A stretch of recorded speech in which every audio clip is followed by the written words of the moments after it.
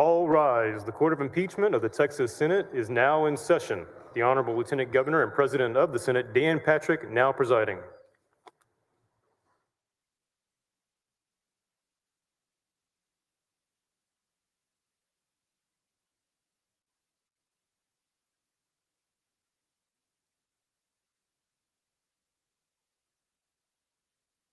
morning, everyone. Bailiff will bring in the jury.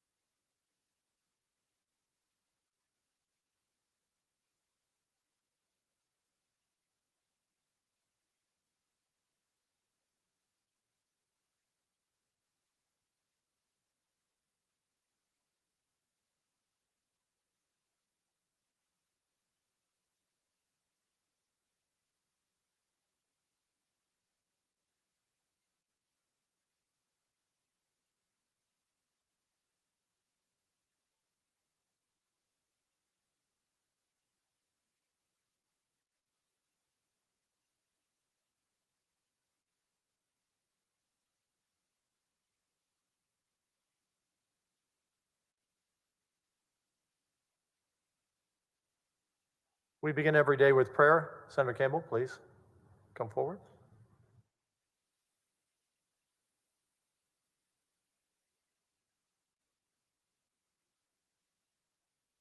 Let's go to the Lord in prayer. Gracious Heavenly Father, Lord God of Abraham, Isaac, and Jacob, bless this body, bless everybody in this chamber, for with your blessing we need nothing more. In Jesus' name, amen. Thank you, Senator. You all may be seated.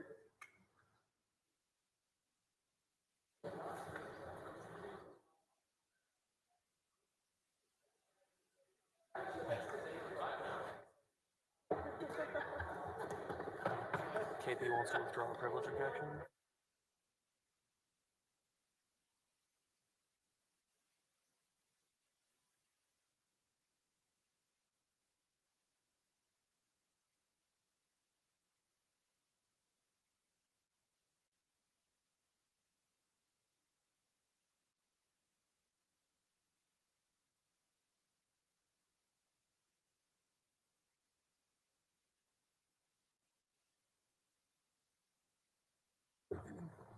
House managers and Paxton defense team, I understand you have come to an agreement on exhibits.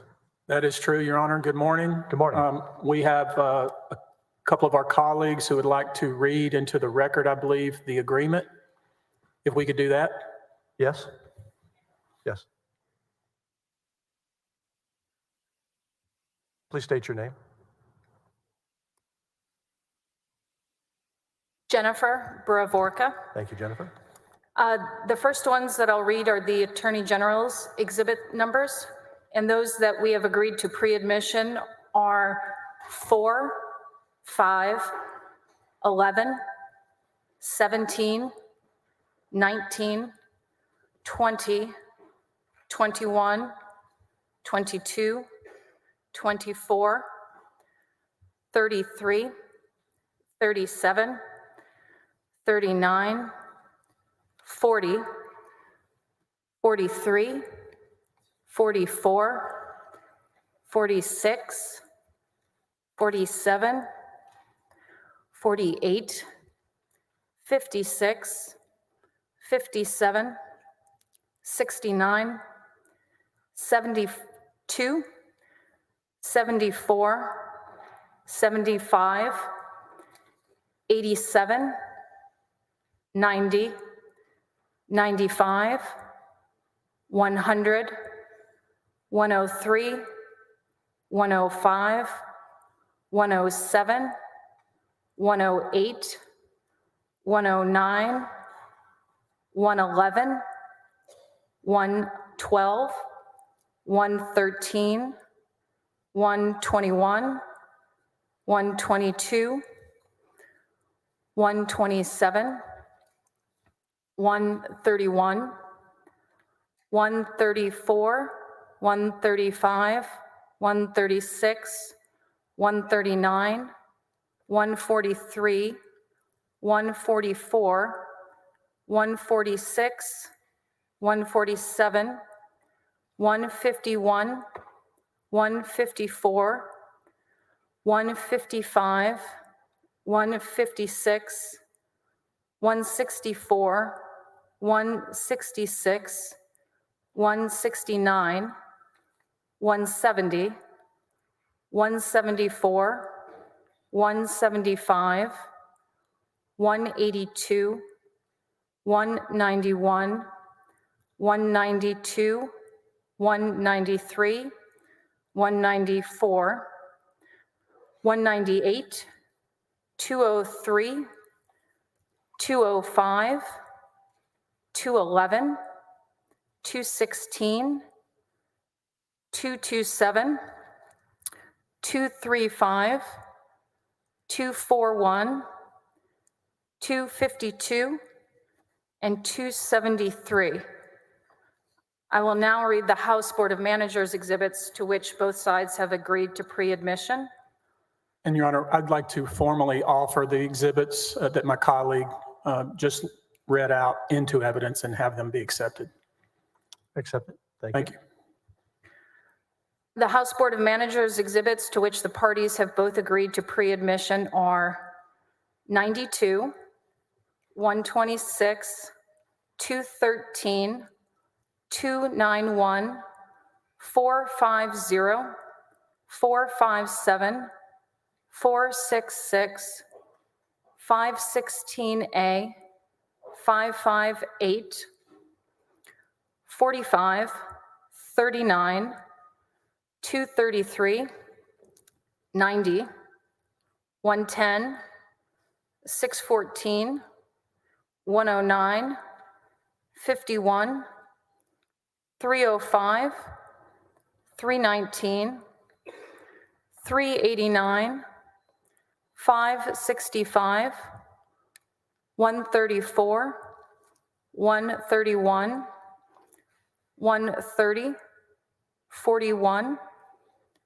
145, 232, 210, 32, 36, 88, 162, 233, 239, 306, 357, 308, 309, 314, 375, 317, 319, 423, 434, 472, 163, 231, 227, 445, 71, 86,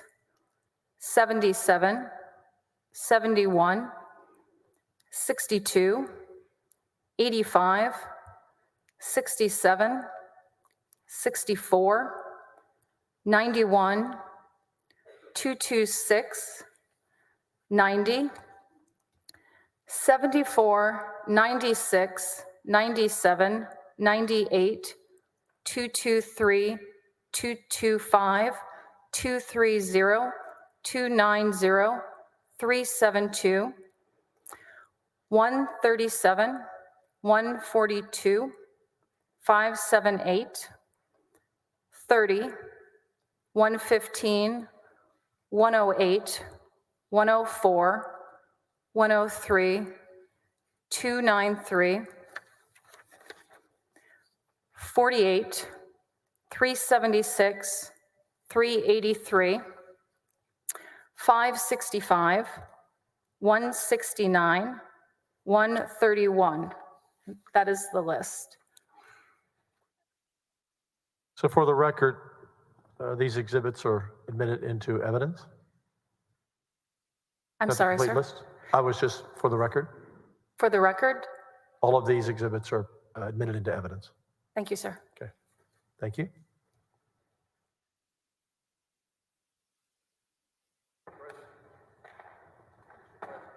Yes.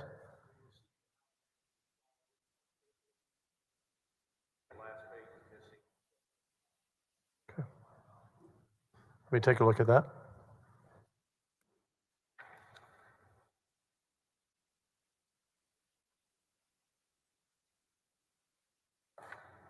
Your Honor, may I be heard on this?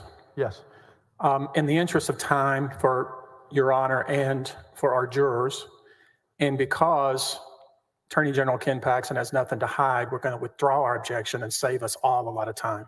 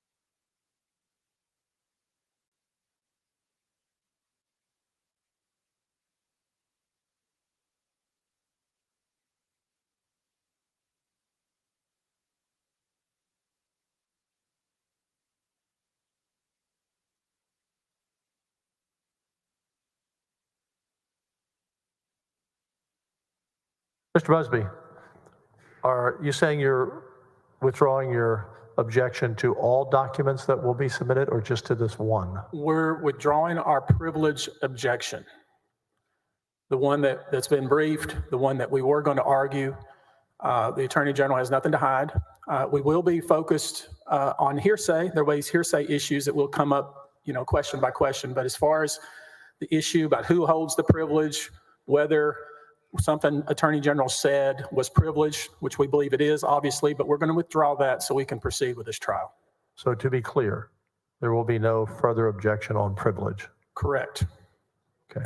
Now again, Your Honor, just so we're clear, I don't want you to think that I'm playing games with you, obviously.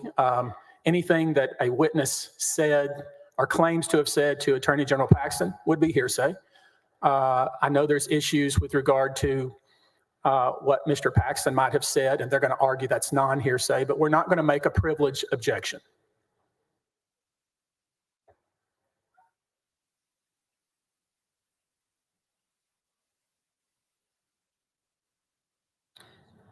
Your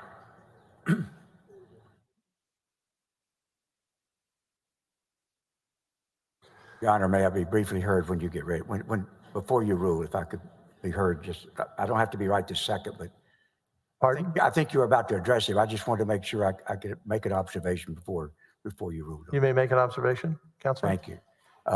For clarification, I want to make sure some witnesses. Speak up if you can. Speak a little louder. Pardon me? Just speak a little louder. Sure. Some witnesses and their lawyers have been concerned in light of the fact they were afraid that the privilege was going to be claimed and that it was yesterday. So if I could have a clarification from Mr. Busby, are we to understand that those lawyers are free to tell their clients that the Attorney General's office nor Mr. Paxton are claiming privilege on any conversations they had? And I understand him to say they may still object to those conversations on hearsay, but that the lawyers are free to advise their clients that the Attorney General's office, they do not have to worry about the Attorney General's office or Mr. Paxton individually claiming privilege on any of their conversations. Mr. Busby? Your Honor, Philbin? I don't Phil? think we can comment on what other lawyers should advise their clients, and we certainly can't make any representations on behalf of the Attorney General's office right now, given the constitutional suspension. What we're saying is that we, on behalf of Attorney General Paxton, will not assert privilege objections in response to their attempts to admit exhibits or in response to witness testimony. There may be other objections that we have to raise through the course of this trial, but we are not going to burden the court and burden the jurors with deciding these extremely complex legal issues related to the privileges that we've been discussing and that we briefed last night. So we're withdrawing the motion that we filed last night, and we're not going to continue to assert those privileges. My problem is, I don't want to be obstreperous here, but this is important for everybody to understand. I think witnesses and we have a right to expect that this issue of privilege is dead. And if they're going to head off a ruling by the Senate at large or by the president in his capacity, temporarily, but everybody is still uncertain as whether they intend to assert it in the future.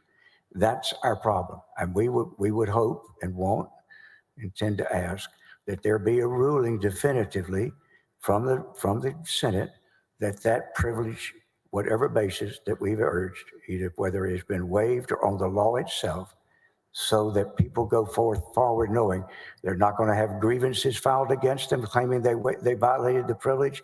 They're not going to be accused of violating the privilege. We need a determination as to whether or not those people are safe for the future.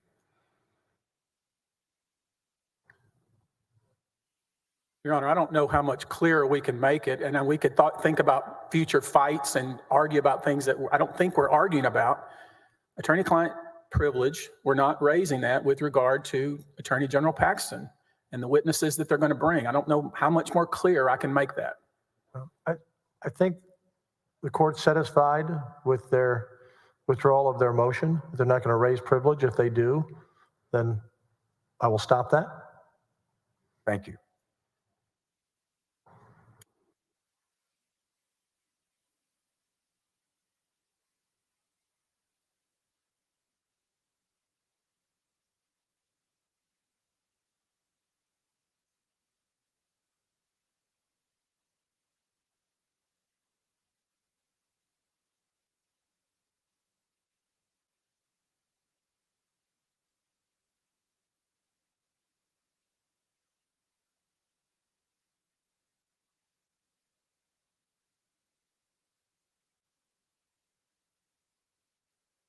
Bailiff, call Jeff Matera back to the witness stand.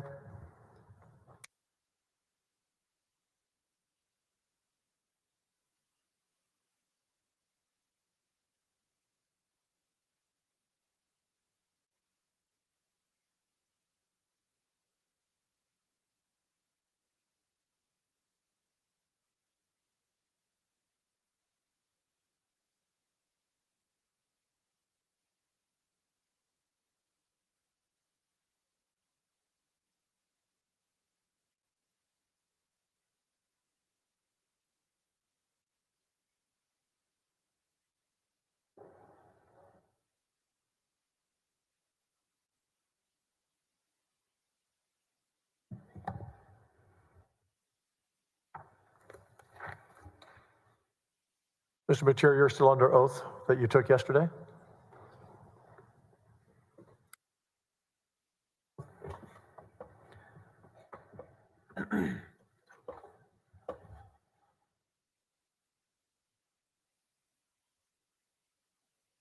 Good morning. Good morning, sir. Mr. Matera, since you and I had a partial trial run yesterday dealing with the circumstances and the microphone, I've been informed by numerous people that I would back up sometime from the microphone, and no matter how loud that sounded to me here, some people couldn't hear it. So I'm going to stay here. By the same token, I want to make sure that you are allowed to finish your answers, and you in turn will try to answer only that one and trust that we get to the points of concern. That you're concerned with. Let me back up a moment. Is one reason that you wanted to make sure that everything you knew about the things as I went along and asked you questions is because this is the first time in 3 years you've been able to tell your side to the world? Yes, sir. What's that been like for you in terms of frustration? And so as you read and heard the allegations about you and the others and who you supposedly were and what you supposedly did and why, what's that been like? Well, I guess at a core, You need to pull the microphone to you now. Okay, sorry. Is that better? I guess at a core, I am an advocate. And I think one of the things is I believe in truth. And when you hear people saying things that that aren't true, your tendency is you want to correct that. But I was advised that I shouldn't say anything. And so since the events that we've been discussing the last day. Without going into details, excuse me, I interrupted you. Go ahead. No, I finished. I was pausing. All right. And without going into details, have you been interviewed over the years by law enforcement about some of these matters? I have been, yes. Okay. And were you asked by law enforcement, though they couldn't order you, were you asked by law enforcement to not talk publicly about the matters you talked to them? Yes. And have you followed that request? To the best of my ability. That request doesn't apply here today. You understand that? I do understand that, sir. All right. I want to go now to some dates, and I'm going to try about a timeline. I like you, but not quite the number of years, quite a number of years more. But like you as a trial lawyer, I've always relied on some type of whiteboard or something that was on the wall or what. And for those of us who are still technologically challenged, I'm going to try as we go forward here. When we hit dates that are important, I'm going to mention them. And this Ms. Manella is going to try to use the equipment over there to make an entry that it'll be on the iPad. And then at the end of your testimony, I'm going to ask you to glance at a list of dates that we may put up there and tell us whether those are true and accurate and reflect your testimony about the events and dates that occurred. Are you with me? Yes, sir. Okay. Now, I want to apologize to you also, and answering these questions, that one of the difficulties here is about for every exhibit we show and discuss, it takes a little bit of time, correct? And are you aware that we're on some very strict time requirements here? Yeah, I've read the Lieutenant You Governor's lost the order. microphone again. I've read the Okay. President's order. All right. If you pull it just a little bit further, no, just the top of it. You just move that a little. This way? Yeah, there you go. All right, sorry. Right there. That's good. Yeah. All right. Now, for instance, we talked about the date of July the 22nd of 2020, in which you had conversations with the Attorney General. Do you recall? Yes, I do recall. All right. And the original reason for that meeting was what? Well, the original reason was that the Attorney General was going to appear in Travis County District Court on that day. And Darren McCarty, the Deputy for Civil Litigation, had advised me. All right. And so as the meeting started, by the time the meeting started, had you learned that Mr. McCarty, I think you said yesterday, had already talked the Attorney General out of it? That is correct. Did you then still take the occasion of that meeting to have several conversations with him? Your Honor, I'm going to object to almost every question's leading, and I'm just going to ask that Mr. Hard not lead this witness. I'll be glad not to. Sustained. And hopefully we'll remember that later. All right. Now, having said, in that particular meeting, what subjects did you want to make sure that he understood what your position and concerns were? I wanted to have a meeting with the Attorney General to discuss why he was involving himself in the affairs of Nate Paul. Why would he, an Attorney General, feel like he had to go to Travis County District Court on behalf of someone? All right. And by the time July 22nd came around of 2020, had you you yourself started to have very much concerns about his relationship with Nate Paul?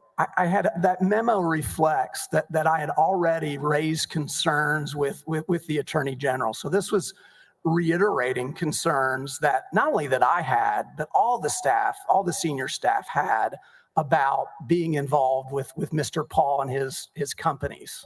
Can I have Exhibit 87 back up, please, Stella?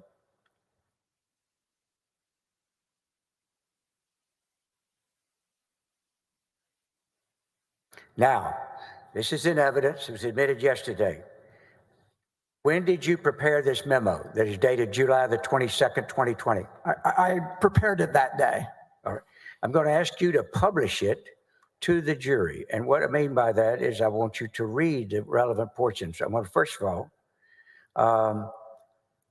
the first two paragraphs talk about what you have described, do they not, as the initial purpose of the meeting? Correct. And in those two paragraphs, what is your testimony as to whether it accurately describes your original concern? It does. I would ask you then to read to the jury out loud the last two paragraphs of this exhibit. Okay. Objection, Your Honor. The document speaks for itself. It's on the screen of every senator here. I'm sure they can read it for themselves. That may be, but I'm irregularly allowed to publish it and have the jury read it. It is published because it's on their screens. Overruled. Thank you. Continue. Would you please? Yes, sir. During the course of the meeting, I relayed concerns that I'd previously raised to General Paxton. Now remember, I'm going to slow you down here for her. She's got to get both of us. That Yankee comes out in me occasionally. Let me start again. During the course of the meeting, I relayed concerns that I had previously raised to General Paxton about his personal involvement in any matters related to Mr. Paul. General Paxton agreed that going forward, he would not have any further personal involvement with any matters that this office is handling that relate to Mr. Paul or his companies and partnerships. Instead, as any other matter, paren, civil or criminal, close paren, our division attorneys would handle as they deem appropriate with oversight by their division chief and the appropriate deputy. At the time you wrote that memo, had you and had that conversation that you are memorializing, had you become aware that he, in the Mitty Foundation case, had begun going around the shop supervisors and been dealing and pressuring line employees? I had. Is that, in fact, one of the things you're referring to in those last sentence of that memo? It is. And what's the problem with that? Well, the problem is the office is being used for the benefit of one person. It's not exercising its own independent judgment. You have the Attorney General acting on behalf of one person. And by this time, I knew that he was a campaign donor. And so that concerned me because there have been allegations in the past made against the office and against the Attorney General that he had taken actions on behalf of campaign donors. So I was super sensitive to that. If, in fact, in addition to being to the advantage of a campaign donor, by definition, does that mean it was also to the disadvantage of other citizens? Absolutely. All right. Now, after July the 22nd, did you discover whether or not he had kept let me back away. How would you describe his representation to you this meeting in terms of whether you considered it an actual promise or commitment? How would you describe it? I mean, I believed that he would allow the professionals, the lawyers in the Office of Attorney General, that they would do their jobs. And so I believed he would commit I believed that he would do that as of July 22nd. Let's say this, I hoped he would do that. Did you believe that he had given you his word? I did. And did you believe he would keep it? I hoped he would keep it. Did you discover differently after that meeting? I did. Do you recall the first time you became aware he was continuing to pursue activities on behalf of Mr. Nate Paul? Yeah, what I recall is, I think the first weekend of August, for the weekend, I rented a house out in East Texas where I met my son and his wife, and we took the weekend at a lake house. When I returned to the office on Monday, I learned that the office had issued an opinion letter with regard to foreclosures. Now, let me ask you, you were not involved in that process, were you? I was not involved at all and was not alerted to it until after the fact. At the time that opinion was issued, what had the unrelenting position of the Attorney General's office been to the public and anyone affected that asked for opinions as to the issue of openness during COVID? I was proud of the office and quite frankly, proud of the Attorney General. We were at the forefront of having Texas reopen and to stop COVID restrictions. We did it with regard to churches. We did it with regard to entertainment. So we were the ones pushing to open Texas back up. That was General Paxton's policy. That was the office's policy. What did you discuss? What was wrong then with this opinion that was it? Oh, wait a minute. You don't have to lean back. I won't talk if I'm back here. Just bear with me, okay? What did you do? What was wrong then with this opinion? The opinion took the complete opposite view. It was as if Anthony Fauci had written it. I mean, it was shut down, that you can't do outside foreclosure sales. I remember coming back and talking to Mr. Banger, like, what was this? This is completely contrary. All right. So for those who believed it should have shut down, that would have been a good opinion, right? Well, I mean, but again, this is August. This isn't April. I mean, we've been through that. I mean, COVID is March, the shutdown, the 14 days. We've been through that. We had issued opinions with regard to churches that said that that no county judge can shut down a church. No government can shut down a church. We had done that with entertainment.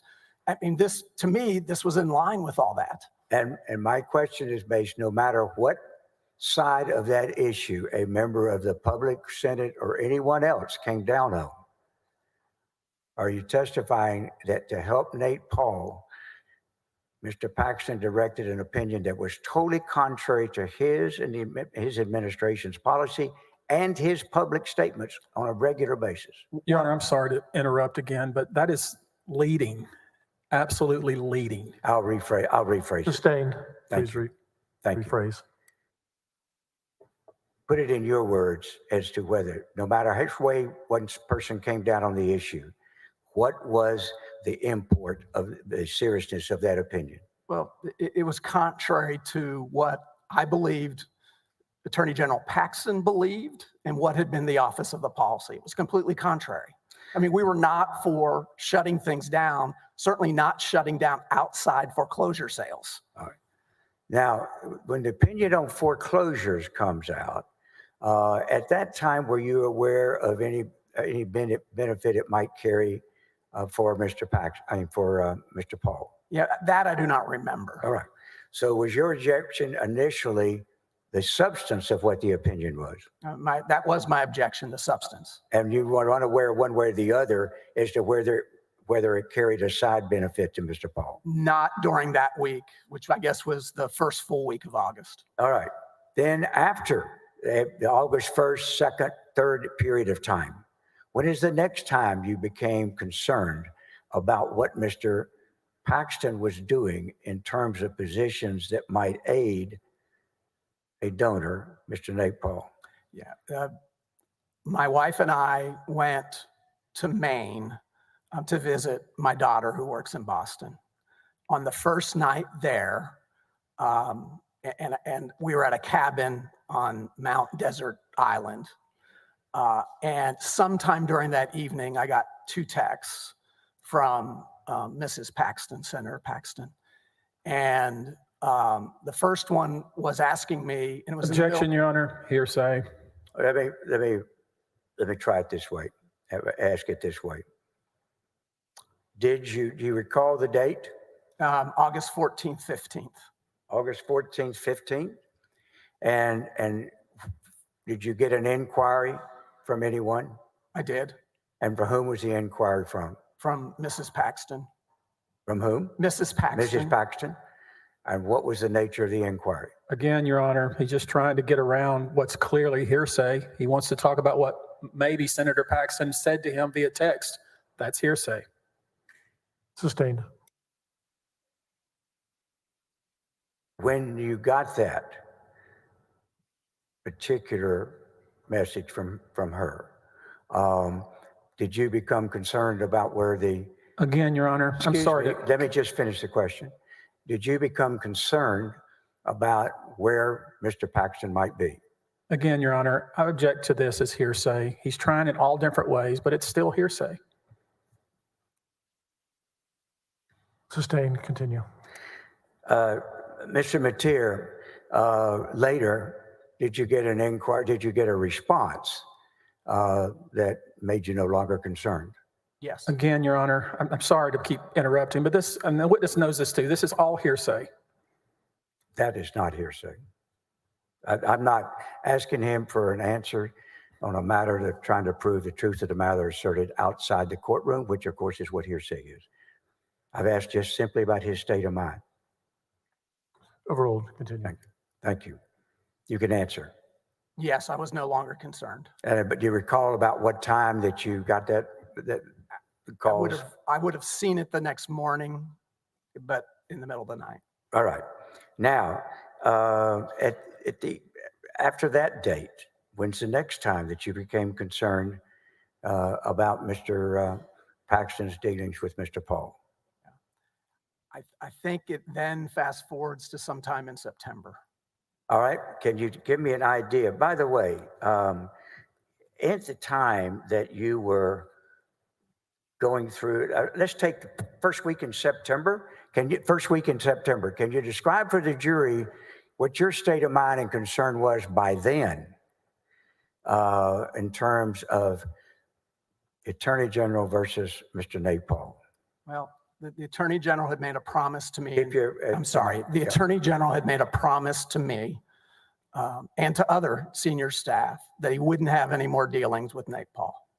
It became apparent by September in light of Mrs. Paxton's text, in light of the foreclosure sale, that he was not honoring that commitment any longer. By that time, were you having any conversations with Mr., without going into what was said at the time, were you having any conversations with Mr. Pendley about his concerns over in the criminal justice area? Yes. Without going into the conversation specifically, what were your concerns? The concerns were that Mr. Pendley was attempting to follow up on a request of Mr. Paul at the Attorney General's urging to conduct an investigation with regard to Mr. Paul's allegations that federal and state law enforcement had engaged in improper conduct towards Mr. Paul. Now, we'll get to the facts of those kinds of circumstances with other witnesses. But as of the time you hit about the first week in September, had you had any, were you involved in any of the details of investigating Mr. Paul's allegations? No, you yourself? I was not. All right. Your Honor, I left my glasses over if I could go get them.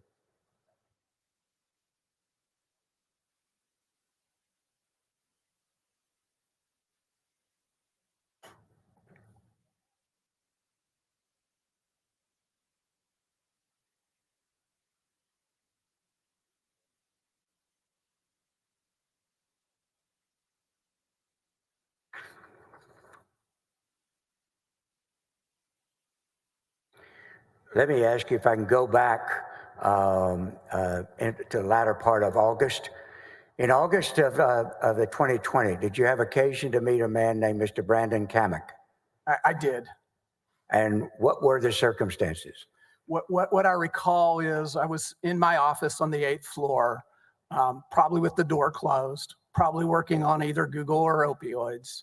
And either my assistant, or actually probably the Attorney General I'm going to apologize. This is not your fault or anything, but I need to kind of shorten. I'm sorry. It's okay. So did you have occasion to meet him? Where were you when you met him? I was in my office on the 8th floor. All right. And how is it that you met Mr. Kamek? The Attorney General brought him by my office. And I hope you understand, sir, going forward. I really apologize when I interrupt you. Under the old days without time limits, I would love to not have to do that, okay? So I'm just apologizing to you. Counselor, I remind you that the parties agreed to the time limit, so continue. Thank you very much. I appreciate it. And I want you to understand, I'm not complaining about them. I was just explaining them. All right. Now, how long did you visit with him? It must have been 15, 20 minutes. Who brought him into your office? The Attorney General, Mr. All right. Paxton. And what did you do? Do you recall what you talked to Mr. Kamek about without saying what he was? Do you recall the conversation one way or the other? I mean, vaguely recall the conversation. Did you interview him at all? It was not an interview. And did you offer him a job? I did not offer him a job. And at that time, did you have any idea that he was going to later be employed by the Attorney General? I did not. Okay. And so after that meeting, what was your understanding as to whether Brandon Kamek was going to be ultimately one day an employee of the Attorney General's office? I had no expectation of that. All right. Now, after that meeting, let's move now into September. I want to, at some time, did you become aware that the Attorney General wanted to hire Mr. Kamek? I did become aware of that. How did you become aware? I believe Mr. Penley told me and then sent me a memo or an email. And did you yourself have a position as to whether Mr. Kamek should be hired? I supported Mr. Penley's position, which he did not support him being hired. And the reason for not hiring Mr. Kamek was what? Well, Mr. Kamek was a 5-year lawyer who didn't have any prosecutorial experience. And what was it the Attorney General wanted Mr. Kamek to do? He wanted him to, I guess, assist with or perhaps lead an investigation into the allegations that Mr. Paul was making against federal and state law enforcement. What was the position of your criminal justice division as to whether they wanted Mr. Kamek hired? And I mean more specifically, Mr. Penley, what was his position? Mr. Penley's position was he did not want Mr. Kamek hired because he felt like he could do the job. And Mr. Maxwell's position? The same. All right. Had that position been made clear to the Attorney General? Yes. Were you aware one way or the other as to whether an Attorney General was then contacting other sub-deputy levels to try to get them to agree that Mr. Kamek be hired? I learned after the fact that that was the case. And what would you tell the jury unanimously was the position of the deputies as to whether Mr. Kamek could be hired to conduct an investigation? Objection, Your Honor, hearsay. We're going to hear from Penley and Maxwell. They can tell us their position. Sustained. Let me ask you this. Did you yourself ever have conversations with the Attorney General expressing your opposition to Mr. Kamek being hired? Several. Do you recall when those conversations were? And that last answer, I think the microphone missed it. There you go. It was several. And do you know when they were and where they were? They would have been in September, and they would have been in various locations. They would have been. Where was the first conversation you remember having with Mr. Paxton, expressing your opposition to Mr. Kamek being hired? I don't know if it was the first one, but the first one that I sitting here right now that I recall was, I remember I was driving to Houston, actually to the Woodlands, for a Federalist Society leadership event, and the Attorney General called me. He was on an airplane, I was driving, and we had a discussion about Mr. Penley not being for hiring Kamek. And can you give us a date for that conversation? Yes, it was Friday, September 25th. All right. And on Friday, September 25th, you were in your car. Who was with you? My wife. And were you informed very quickly in the conversation who was accompanying the Attorney General for this September the 25th conversation? Well, I know that the Attorney General was in Washington, D.C. with Mr. McCarty, the Deputy for Civil Lit, for I believe it was a Google meeting. And they were on a plane coming, they're literally on a plane coming back from D.C. What did Mr. Paxton tell you in that phone conversation? Well, he was upset at Mr. Penley because Mr. Penley had expressed that he was not in favor of hiring Mr. Kamek, but the Attorney General wanted Mr. Penley to sign the contract. You recall what he said and what tone he said it in? In my time, for over 4 years and over 4.5 years with the Attorney General, I think he only raised his voice to me and we had a heated discussion on 2 occasions. This was the first occasion. He was not happy. And what did you tell him? I told him I would support Objection, Mr. Your Penley. Honor. Hearsay.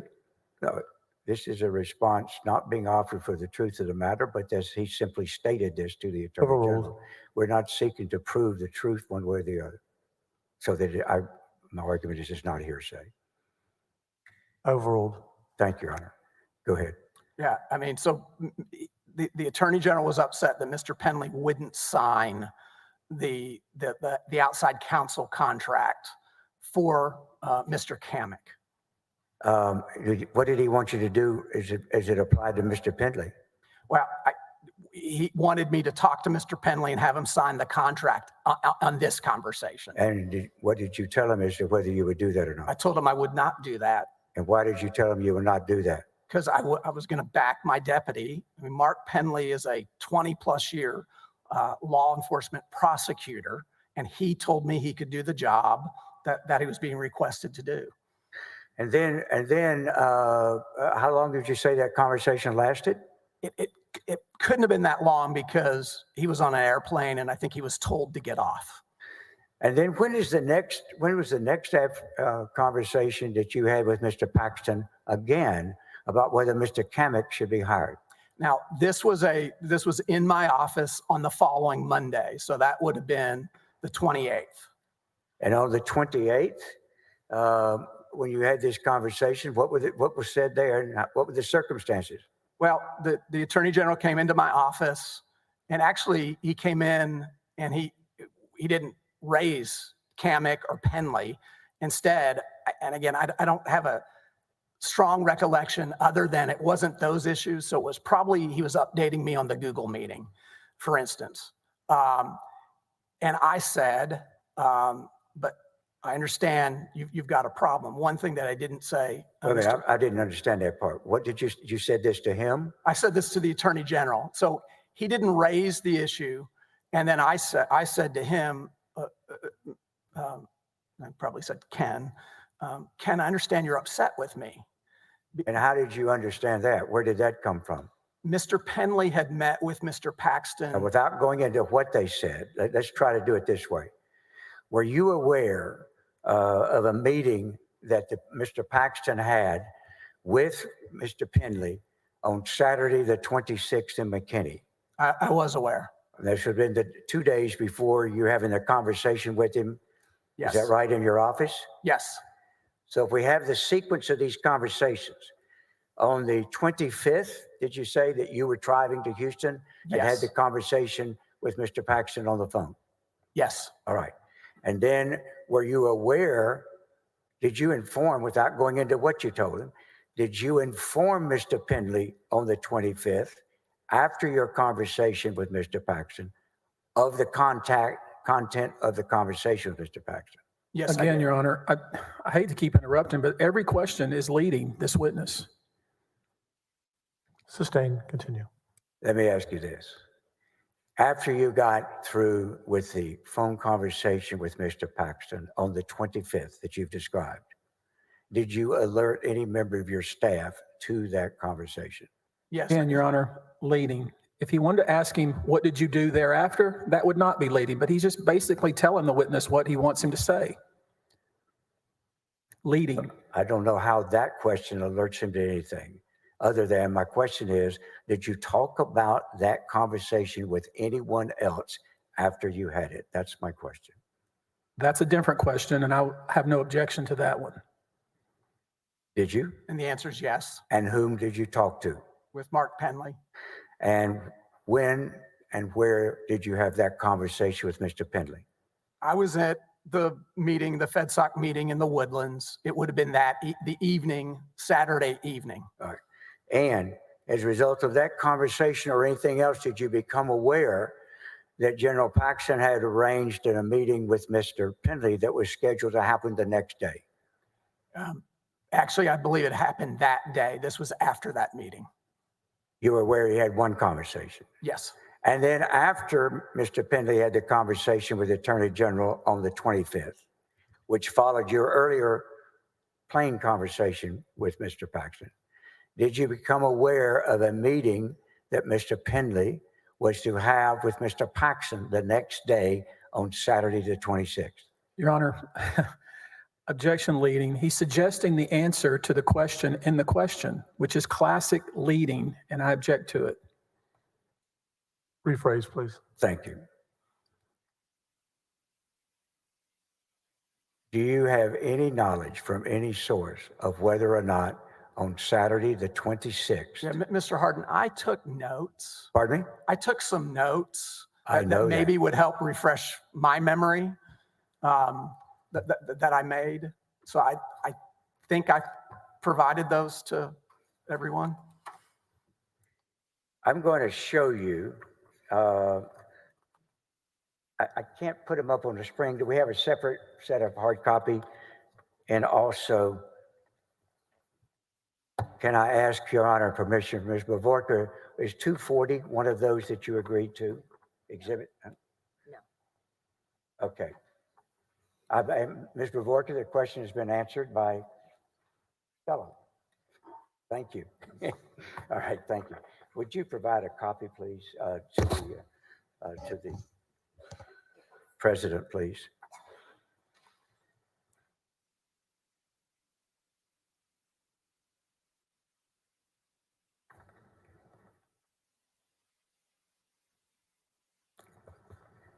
Stella, would you give the witness a copy, please?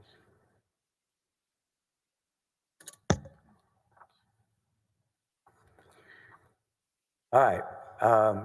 I'm going to ask you to, first of all, to look at these documents real quickly. We're not going to talk about what's in the contents of them. I'm going to ask you to look and first of all, authenticate them for me. Are these notes that you yourself prepared? Yes. You keep your voice, the microphone. Yes. All right. And when did you prepare these notes? I prepared these notes on the Sunday after I resigned. All right. And so this is after you had left, is that correct? That is correct. By two- Resigned. I'm sorry. Go ahead. I resigned on Friday, the 2nd, Let's talk about the 2nd, all right? and these were written on Sunday morning, the 4th. Now, I'm asking you to look and see if these notes truly and accurately reflect the events that you were recording as you remembered them on that Sunday over several days. Do they? And do these notes, I want you now to look at what we were talking about. We were on the period of the 25th and the 26th. I don't want you to tell me what your notes say. I want you to read and see if that helps reflect your recollection. And then I may ask you some question, but not you reading the notes or anything. I'm going to ask you about your memory. Would you briefly read and review your memory? Yes.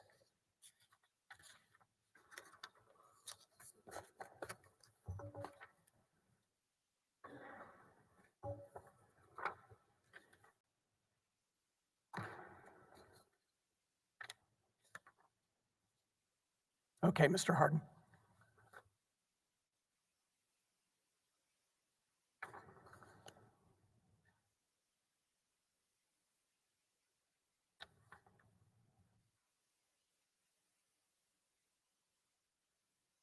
All right. Does that help refresh your memory? It does, sir. All right. I want to go back to you put the notes there. You just keep them there, but testify from what you remember. During your conversations with Mr. Paxton on the 25th, did you alert him to your feeling, or let me put it another way, was there any contention by Mr. Paxton that you had approved the hiring of Mr. Cameron? Mr. Paxton said that to me during that phone conversation. He said what? He said, well, you approved the hiring of Kamek. And I said, absolutely not. And has it been your contention from the very beginning always that you did not approve of the hiring of Mr. Kamek? I never approved the hiring of Mr. Kamek. So how would you describe that part of your conversation with Mr. Paxton when he suggested you had? I think it's probably the first time I ever raised my voice to the Attorney General in response to him raising his voice to me. So we got two raised voices, one on a plane and one in a car. Correct. Who's driving? I was driving, unfortunately. All right. Now, have you had a chance to look at your notes and refresh your memory as to whether or not, when and where, if you did call Mr. Penley after that call? Yes, I spoke to Mr. Penley twice, once on the 25th, and then I spoke to him again on the 26th. All right. And when you talked to him in the 25th, do you have any memory as to whether or not you learned he was going to meet with Mr. Paxton on the 26th? I learned that he was going to meet with Mr. Paxton on the 26th. And did you have concerns about that meeting? I did, because my concern was that General Paxton was going to fire Mr. Penley. So what did you urge Mr. Penley? I told Mr. Penley, do not. Hearsay. Okay, that's fair enough. I'll withdraw it, Your Honor. I'll withdraw it. Thank you. And during the call, did you and Mr. Paxton have any further conversation concerning why in the world y'all were involved? He was involved with Mr. Paul? During that conversation, and then just briefly, but certainly on the meeting the following Monday. On the 28th? On the 28th. All right.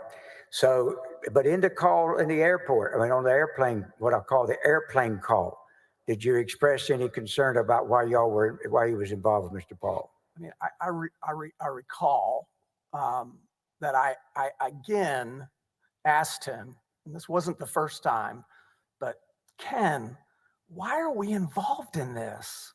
What? I mean, it just didn't make sense to me.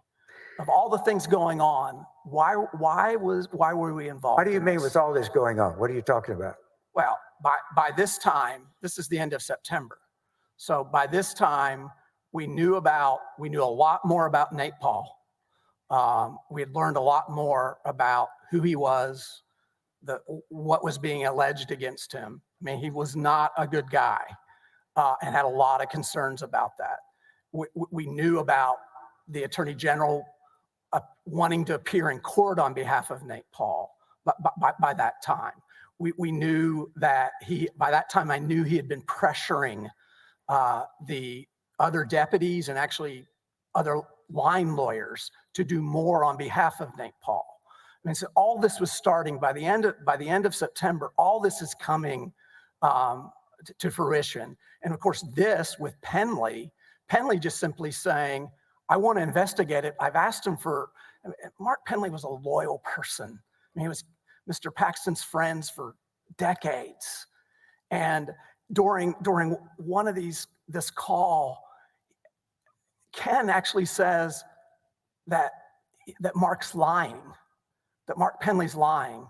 Well, I mean, that to me, and sort of like the fact that the Attorney General wanted to appear in court, hearing Mr. Paxton say that Mark Penley, of all people, was lying. I mean, I mean, you have to know Mark Penley. Why was that such an aha moment for you? Hold on. Why was that such an aha moment for you? Because my experience had never been Mark Penley. I mean, he is honest to the fault, just absolutely honest to the fault. And so when General Paxton says that Mark Penley is lying, it just, I mean, you know, bells and whistles are going off that this is not good. This is bad. Did you become aware after that conversation, do your notes help refresh your memory as to whether you knew that Mr. Penley was then going to meet with the Attorney General on the 26th? I did know that. Without going into what Mr. Penley told you after that meeting, did you have a conversation with Mr. Penley in which he filled you in on the conversation with Attorney General Paxton? After Mr. Penley met with the Attorney General, Mr. Penley called me. All right. Now, then after that Saturday, the 26th, what happened in terms of conversations with Mr. Paxton?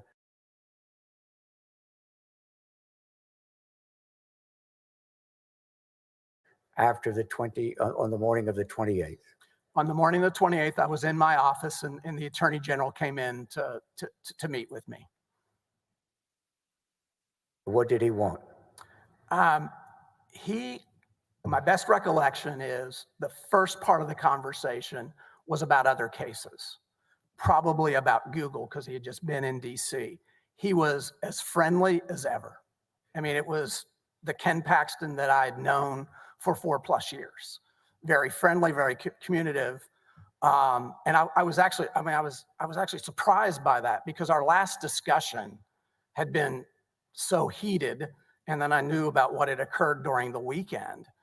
And I asked him because he had told Mr. Penley that he was frustrated with me and compared me to my predecessor, who had been very frustrated at one time. And so I brought that up. The Attorney General didn't bring it up in that What'd you meeting. say? I said, Objection, hearsay. No, it's with Mr. Paxton.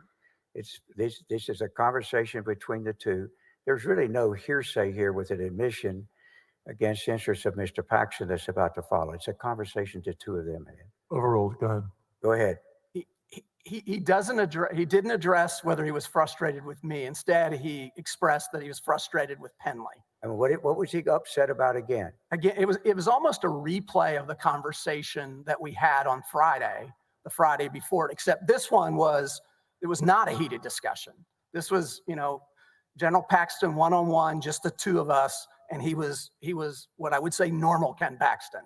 I don't understand why won't Penley sign this? What did he want you to do?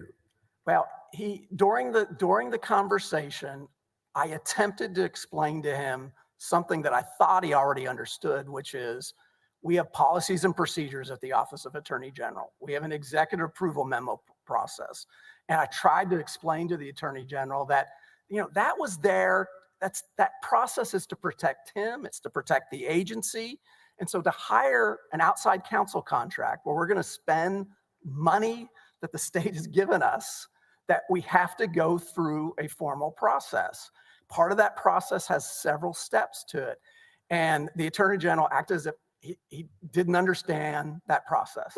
Was all of these conversations of these about wanting Penley to sign the contract so that Mr. Kamek could be an official employee on a mission for his outside counsel to investigate complaints brought by Mr. Paul? Well, actually what he wanted to do was Mr. Penley to sign the memo, which Mr. Penley is just one of the persons in the chain of command. We'll get to that. So but was this a memo that would authorize the outside counsel contract for Mr. Kamek? It would, and eventually it would be actually the first assistant who would sign that contract under normal procedures. All right. So you mentioned earlier yesterday your process for different hirings and things like that. Would this have been a contract that had to go through about 8 of you to be approved? I think that's correct. The memo would show that went through several layers. And at that time, what was your understanding as to where the approval rested at that time? How far down the chain or up the chain had it gotten? It stopped at Mr. Penley. Had it gotten to you at all? It had not gotten to me. Had you seen the contract? I had not. Did you know whether or not a contract had already been signed? Signed? No, I had no idea. No. Did you know that it was pending and had been approved by certain levels until it got to Mr. Penley? I mean, it would have had to have been approved before it got to Mr. Penley. All right. Now, when you had this conversation with him, when it ended, how would you describe what the tone was?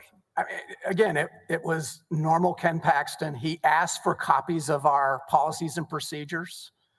And so I asked Lacey Mace, who is the deputy for administration, to gather those for him. And at the end of the day, we provided to him. Actually, I think I gave it to his travel aide, Mr. Wicker, and gave them to General Paxton. Did he in that conversation tell you what he wanted you to do with Mr. Penley and Mr. Maxwell? I assumed in that conversation, no. I assumed that we were back to Penley and Maxwell involved, and certainly Penley involved in the investigation.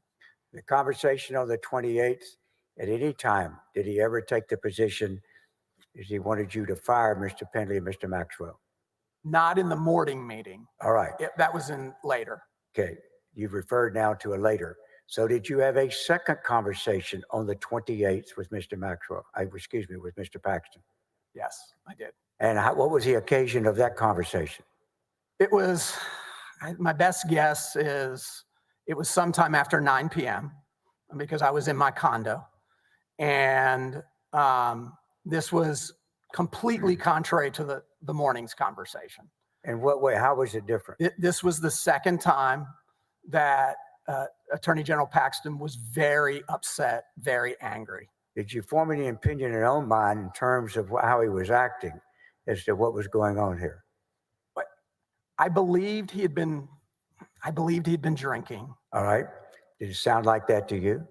I mean, again, the best you can tell were the fun. It was so unlike any conversation I'd ever had with him. How would you characterize the conversation? I mean, he was angry. He was upset. I felt like perhaps there was someone else with him because he was literally saying the same things that we now had discussed 2 times before, repeating the same things, but in an agitated, I thought maybe he was recording the conversation. I mean, it was a horrible, horrible feeling, especially for someone that. During that, how long did that conversation last? I mean, 10, 15 minutes. And in your situation, what was your response? I mean, I did not get angry with him. I was really confused. I was troubled because he kept pressing the same things over and over again. And what were those things over and over again? It all dealt with the hiring of Mr. Kamek. And what did it have to do with Mr. Pendley and Mr. Maxwell? Well, he at one point in that conversation, he wants me to fire them. And he says he's reviewed the policies and procedures and the first assistant can sign the contract. I want to ask you about that. So what did he suggest, if anything, about whether you could or should sign the contract? He suggested that I could and I should sign the contract. And what did you say? I said I would not sign the contract. You tell him why? I said it because I'm a rule of law guy. I believe in those policies and procedures. And a schedule for that, if the contract had been approved, if Mr. Pendley had approved, where would it go next? I think it goes up, and we'd have to look at the memo, but I think Ms. Mace has to approve it. I think it then either goes up to either Missy or Ryan. It's a couple before it reaches me, but the memo would be the best. Would it have to work its way up to Mr. Bangert for sure before it got to you? I believe so. All right. At the end of the day,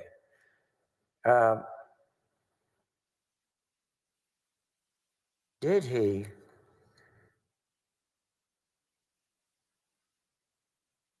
you recall whether he ever said anything to you about whether ask you a question about anything having to do with about him signing? Yeah, he asked now in retrospect, I think I understand why he asked it. But we had this discussion about the policies and the procedures. Again, this would have been at least the 3rd time that we had it. He urges me to sign it. And then at one point near the end of the conversation, he asked me the question, well, what if I've signed it? And what if he signs it? Yeah, he asked me, what if I signed it already? Right. What if I signed it, Ms. Manella? What if I signed it? Thank you. If you would put that on there, it'd be the evening of 9/28 in that conversation. He says to you, what if I had already signed it? What if I'd already signed it? Yeah. And you're certain of that? Yes. All right. What'd you tell him? I told him that I would consider the contract void. Did he say to you he had already signed it? He did not say that. Now, why would you consider a contract void if the Attorney General signed it, even if you opposed it? Because the policies and procedures were in place in such a way to protect him and to protect the agency. If he had gone so far outside our policies and procedures on behalf of one person, against your whole staff, pursuing a private matter using public resources, I mean, to me, that has to be a void contract. Well, do you think he had the authority to sign a contract hiring Mr. Kamek? I think the Attorney General has the authority to sign contracts. I will say, however, that the policies and procedures of the office, the Attorney General did not sign many contracts. All right. Had you ever known him to sign one of these types of contracts before? Not an outside counsel contract. But more to the point, do you think it was illegal under any circumstances for him to do it? Or did you think it was a violation of policy that had been running the department since you were there? Well, I thought it was wrong in this case, knowing everything I knew. That doesn't mean I don't believe the Attorney General can't sign contracts. But I think in Objection non-responsive. He asked him whether it was legal for the Attorney General to sign contract. We'd like to have an answer to that question. He's giving his answer. There's cross-examination for him to explore, with all due respect. Non-responsive, Your Honor.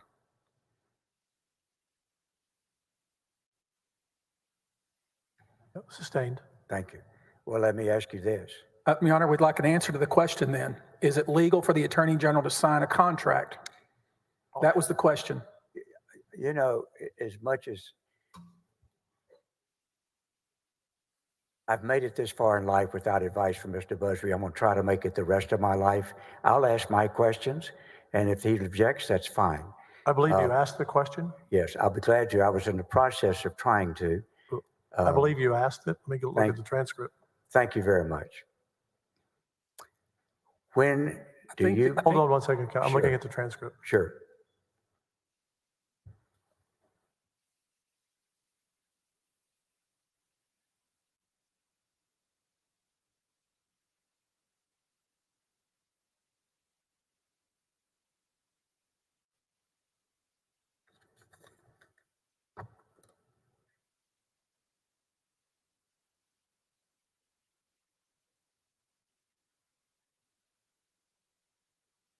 You asked the question, the witness can answer. Is it illegal for him to sign a contract? Now, let me ask you this. Actually, he needs to answer the question. Counselor, you asked the question. We've confirmed it on the transcript. Witness will answer the question. Thank you very much.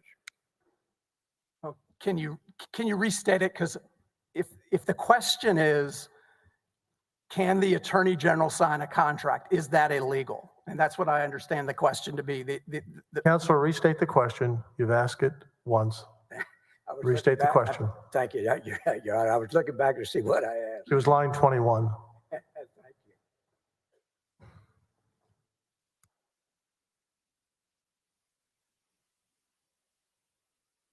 I think the question I see that I asked through all that exchange was, do you think it was illegal under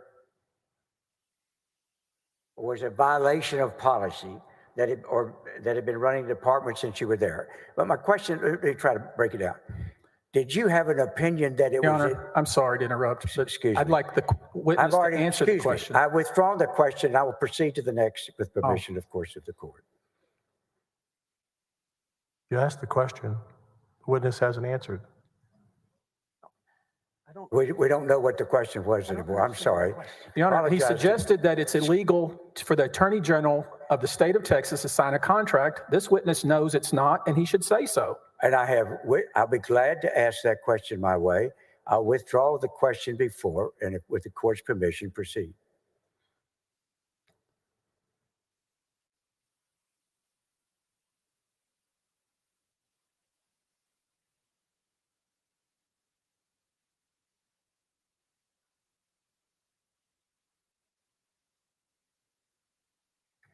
You may withdraw the question. Thank you, Your Honor. Now, but I do want to proceed the topic, and that is, did you believe, or what was your belief as to whether it was legally unlawful for him to sign a contract and hire Mr. Paxton unilaterally, or did you think it was a violation of your policy? Just explain to us what your thought process was. And I believe you mean Mr. Kamek. Pardon me? You said hiring Mr. Paxton. Well, You I'm meant glad, Mr. Kamek. I'm glad you're following me. You're right. With that correction, Mr. Paxton, back into the microphone so that both of us, here you go. What's your answer? So I believed at that time in that conversation with the Attorney General on the evening of September 28th that not only did signing that contract, if in fact the Attorney General had signed it, I believe that it violated our policies and procedures. But I also believed in the circumstances of Mr. Kamick knowing everything that we knew, that it was unlawful. And why did you mean it? Why did you think it was unlawful in light of all the circumstances? Because Mr. Kamick was being hired to do something that I did not believe was in the interest of the state. And that there wasn't the Attorney General is not above the law. He has to comply with the law like all of us. And so again, knowing the whole circumstances at this point in time, that's what I believed. What was your opinion, one way or the other, as to whether if that signing of that contract was in pursuit of an unlawful purpose, was it, in your opinion, therefore unlawful? Correct. All right. Now, and the purpose in this matter, were you aware of what your staff, meaning Mr. Pendley and Mr. Maxwell, believed as to whether what they were being asked to do? Objection, Your Honor, hearsay. We're going to hear from both Mr. Maxwell and Mr. Pendley. Was whether what they were being, and you have an opinion, or were you aware one way or the other as to what their position was? That's all I'm asking. Repeat that question. Thank you.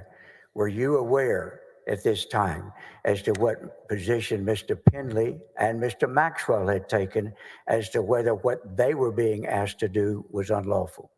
Your Honor, can we hear from Mr. Pendley and Mr. Maxwell about their belief of this contract rather than hear him tell us what they told him? This is hearsay. I'm not asking for communication. Excuse me. I think she was talking. I apologize.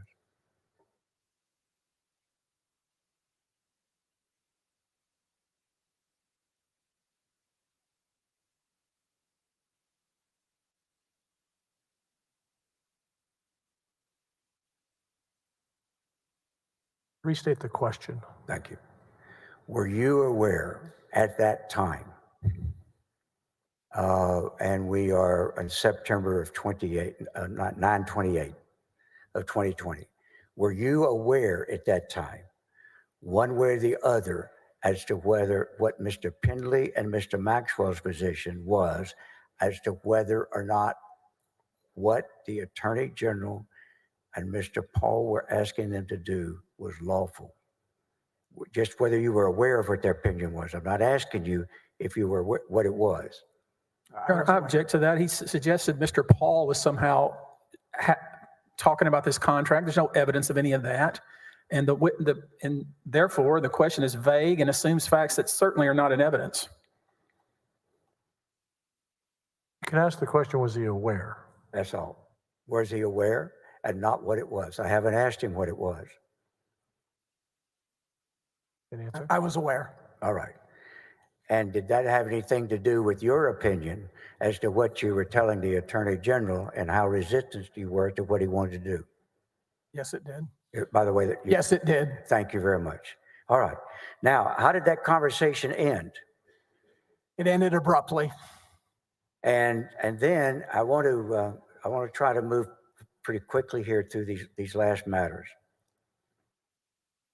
That was Monday the 28th, was it not? Correct. On Tuesday the 29th, did you learn any new information that concerned you greatly? Yeah, I was in a conference call, a Zoom meeting actually, involving all the chief deps across the country, a bipartisan meeting. We were dealing with opioids. And I got an urgent message, first from my assistant and then from Ms. Mace, the deputy for admin, that there was an emergency. All right. And when you got up, what did you do when you got that call? Message, excuse me. I think I was leading the meeting, and I excused myself from the meeting because Miss Mace and Ms. Horsby wouldn't interrupt me unless it were really something important, because they knew I was on an important call. What did you learn? I learned that a bank had called Miss Mace and informed her that Mr. Objection, hearsay. All right. You don't need to tell what you did, but what did you, as a result of the phone call, of the conversation, did you talk to Ms. Mays, or how did you find out? I talked to Miss Mays. All right. And what were you concerned about then? I was concerned that that Mr. Kamek was saying that he was working for the Office of Attorney General and was engaged in activities. What kind of activities? He was serving subpoenas on What banks. type of subpoena? He was seeking information from banks that appeared to be related to Mr. Paul and his activities. And were they the grand jury subpoenas? But they were grand jury subpoenas. Did you have any idea how or why he was obtaining grand jury subpoenas? Not on September 29th. All right. And at that time, what did you do as a result of getting that information? I debriefed with Miss Mays. I believe at a certain point, Mr. Bangert, perhaps Mr. Brickman, and some of the other deputies were actually over here at the Capitol meeting with either the governor's office or lieutenant governor's office. I don't remember. And so what did you do as far as them? I called them back. All right. So when you called them back, where did you call them back to? Back to the 8th floor. And then was there a meeting? There was a meeting. And as best you remember, who all did you have in that meeting? I know it was Mr. Bangert, Miss Mays. And we're September the 29th? September the 29th. Okay. It was Mr. Bangert, Ms. Mace, Mr. Penley, Mr. Maxwell was out of town, Ms. Carey was out of town, Mr. Vassar, Mr. Brickman. I may be missing someone, but that's the best of my recollection. And what was the purpose of this meeting? We were trying to figure out what was going on. What was your concern? My concern was we had somebody out there that wasn't part of our organization representing that he was an official with the Attorney General's office. Now, did you have any idea at that time whether or not there was a signed contract between Mr. Paxton and Mr. Campen? I had no idea. All right. Had you ever seen such a contract? Not at that time. Had everybody ever suggested to you there was such a signed contract? Not at that time. All right. Now, what can you describe sort of the atmosphere of this group? I mean, what's happening? I want you to try to describe it for me without going into what each person was saying. Yeah, I mean, we considered it sort of a crisis moment. I mean, everything regarding Mr. Paul was kind of coming to a head. And so at some point, Mr. McCarty joined. I don't think I'd mentioned Mr. McCarty. And he wasn't in the original meeting, but eventually he joins. And so it's really the first time that each of the deputies started to share, and without getting into what they shared, but started to share information concern each bits and pieces about Mr. Paul and his activities with the Attorney General. What is your testimony, Mr. Mateer, as to whether or not, in many ways, people shared different things that you had never heard before? I mean, I learned things in that meeting that I hadn't known before. In terms of relationships with the Attorney General and Mr. Paul? Correct. All right. You have any explanation as to how you, the first assistant, would not know what all had been going on over the last 9 months or so? I mean, quite frankly, I beat myself up a little bit. I felt like I probably should have known more, but in my defense, we had a lot going on, and the way, I mean, we believed, and I believe General Paxton believed, we believed in letting our leaders lead. And so they were each handling and managing their various divisions. And so I would only know what I'm told. And this was really the first time with everybody in a room together, folks began to share. Well, how would you describe in terms of their alarm one way or the other? We were very serious. I want to go back to a subject, and you know that the allegations here, and all this has been public, about an affair that Mr. Paxton had with another person. Yes. Yes. When did you first, before I go into questions about it, I want you to explain or express in your own way why that is relevant to the bigger picture of Mr. Paxton and Mr. Paul. in your mind, if it is? No, unfortunately, it is relevant. Stay with the microphone, please. I'm sorry. Unfortunately, it is relevant. During that week, the last week in the office, and I have to wind back if I can a little bit. I have to wind back a little bit if I can, Mr. Harden. I and other senior leadership in the Office of Attorney General became aware that Mr. Paxton was involved in an extramarital relationship sometime in 2016. And when? 2016. All right. Prior to 2016. That's incorrect. It was, no, that is. And then I got to get it was before I've got to think back to his reelection.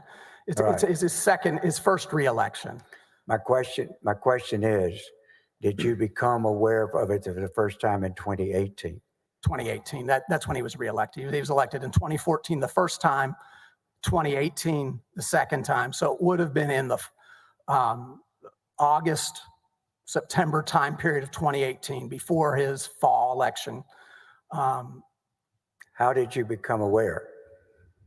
I think the first person I heard was someone in DC had actually mentioned it. Objection hearsay, Your Honor. And I'm also, this was a prime example of counsel suggesting the date to this witness. The witness, and this demonstrates the witness can't remember. Pardon me, the way this should work is simply state an objection. It is Objection to this is hearsay. Thank you. Sustained. Thank you very much, Your Honor. So let's go back. Were you present at an occasion when Mr. Paxton confessed the affair to members of the staff? Yeah, yes, Mr. Paxton, Mrs. Paxton, Senator Paxton, gathered senior staff from the Office of Attorney General and senior staff from the campaign. We had a meeting at the campaign office in which Mr. Paxton revealed that he had been engaged in an extramarital affair and asked for our forgiveness. And was it a very emotional, sympathetic meeting? It was a very emotional meeting, Right. Yes. And that was with both Mr. and Senator Paxton, is that correct? They were both in attendance. Yes. And at that, would it have been a general moment of sympathy for the whole event? Absolutely. All right. After that, were there any assurances and so made by Mr. Paxton at that time? Yeah, I mean, Mr. Paxton apologized, and then using Christian terminology, I would say he repented. And I know that's a Christian term, but from my perspective, that's what I believed. And was that really the tone and the way the whole encounter went? It absolutely was.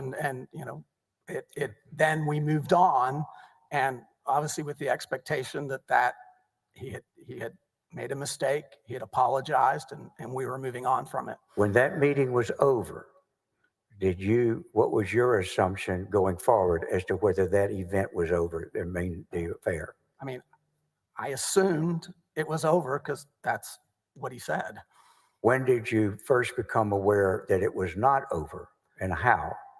Without what somebody told you, was there any other personal, I'm only asking you for a time, dates or years that you became aware that it was not over? It wasn't until... Your Honor, this is, unless Mr. Paxton told him something after that meeting, this is all based on rumor or hearsay. Sustained. Continue. In your own mind, did you ultimately believe that it had resumed? Again, that would be based on hearsay, and it's not relevant what he believed about Mr. Paxton's... State your objection. What is your objection? Hearsay, and relevance. Sustained. All right. Why did you think, if you believed the affair had resumed, that was relevant to your concern about the lieutenant, about the Attorney General and Mr. Paul? Because it answered one of the questions that I kept struggling with is, why would General Paxton jeopardize all this great work that we had been doing at in the Office of Attorney General? Why would he be engaged in these activities on behalf of one person? I mean, all these different things. And by this time we knew he had hired Mr. Kamek. Why would he do this against his advice of his, the people who he trusted to run his office, including me? And it answered that why question. Had you become aware by that time that the woman he was having the affair with had been hired by Mr. Paul? I learned it that week. I'm sorry. Objection hearsay, Your Honor. Overruled. Continue. Thank you. I learned that this person had been hired by Mr. Paul that week. And why was that relevant to you? Because it answered the question, why is he engaging in all these activities? And it was like, Made on behalf of Mr. Paul? on behalf of Mr. Paul, why is he engaged in this? I mean, it seemed to me he was under undue influence. At times I thought, is he being blackmailed? I mean, this was so unlike what I experienced with him for 4 years. And this was part of it. There may have been more, there may have been others, but this was certainly part of it. Mr. Mateer, did you ultimately resign? I did. When did you resign? I resigned on that Friday, October 2nd. And I believe we have asked before, let me make sure I'm right. You did not sue and you do not have any suit pending against either the Attorney General's office or Mr. Paxton or anyone out of this. Is that correct? I do not. If you go back to the things, what is your testimony as to whether you learned a lot more that gave you concern without going into what it was on the 29th as all of these deputies began to compare notes? What is your testimony as to the very reluctant conclusion you came to? I mean, by that time, the 29th, because the next day is when we go to the FBI and DOJ. By that time, I concluded that Mr. Paxton was engaged in conduct that was immoral, unethical, and I had a good faith belief that it was illegal. What was your thought process as to what you would believe would happen if you did this? What did you believe might happen to you and the others if you did come forward? I mean, I knew by that time that my tenure as first assistant was coming to a quick end. So I knew that there would be, anytime someone stands up, that there could be consequences. So I knew I was in the process of the office. You, of course, were not here and did not hear the opening statements in this case, did you? I did not. Let me ask you this. How long by the September the 29th and 30th had you become aware that different members of the top level administrators in this department had in different ways been trying to stop the Attorney General from helping Mr. Paul? Objection leading. Sustained. Did you have a thought process in your own mind as to why you needed to go finally to law enforcement? I felt like we had been trying to protect Mr. Paxton. On several occasions, I'd gone to him and really he had become, he was my boss. He'd become a friend. I cared for him. I cared for Senator Paxton. And I wanted him, I think in one of the memos I say, come clean. I wanted to help. What? Come clean. Microphone. Come clean. Yeah. I wanted to, my job, I feel one of the jobs of the first assistant is to protect, in addition to running the office, was to protect the Attorney General. And quite frankly, I obviously failed at that. But I came to the conclusion that Mr. Paul had enabled Mr. Paxton, and despite my efforts, the other deputies' efforts, we couldn't protect him because he didn't want to be protected. As you ultimately made your decisions, and as you have learned and things have happened soon, did you change your mind as to whether or not General Paxton was simply being blackmailed or something else? Did you ultimately make a conclusion of what you believed reluctantly about the conduct of the Attorney General? Yeah, again, in the end, I reached the conclusion that Mr. Paul enabled him to engage in the conduct that Mr. Paxton engaged in. What is your opinion as to whether or not the level of responsibility the Attorney General had? I mean, ultimately, the Attorney General was responsible for his conduct.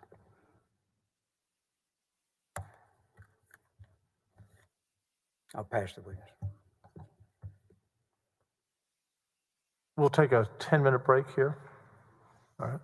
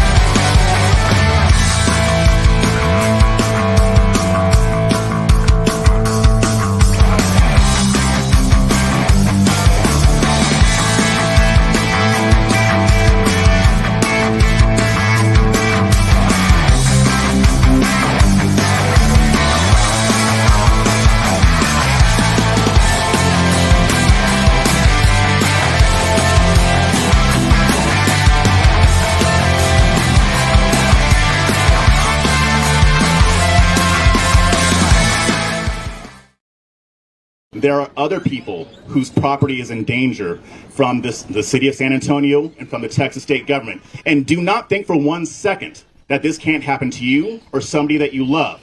Whether you're in Texas, whether you're in Wisconsin, whether you're in Florida, all of these states have eminent domain, and they have no problem using it.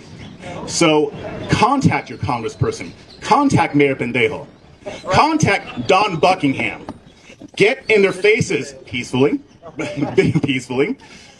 Get in their faces. You know what? Contact these local media assholes who are calling Vince Green. They wouldn't even give him a chance to tell his side of the story. It's absolutely obscene. The media is just as bad as the government. They need to hear from each and every one of you. They need to hear from each and every one of your friends and family members. That's when they will listen. If we're silent, that's what they prey on. I have a question for you all, actually. When did you guys consent to other human beings ruling over you? Never. I don't recall ever saying it. Some people say, well, when you got your driver's license, some people say your social security card. That's not consent. Any kind of judge with any kind of brain in their head will say that's not a good contract. Right. We never consented to be ruled by human beings, a few men. And I want to remind you guys that these are human beings.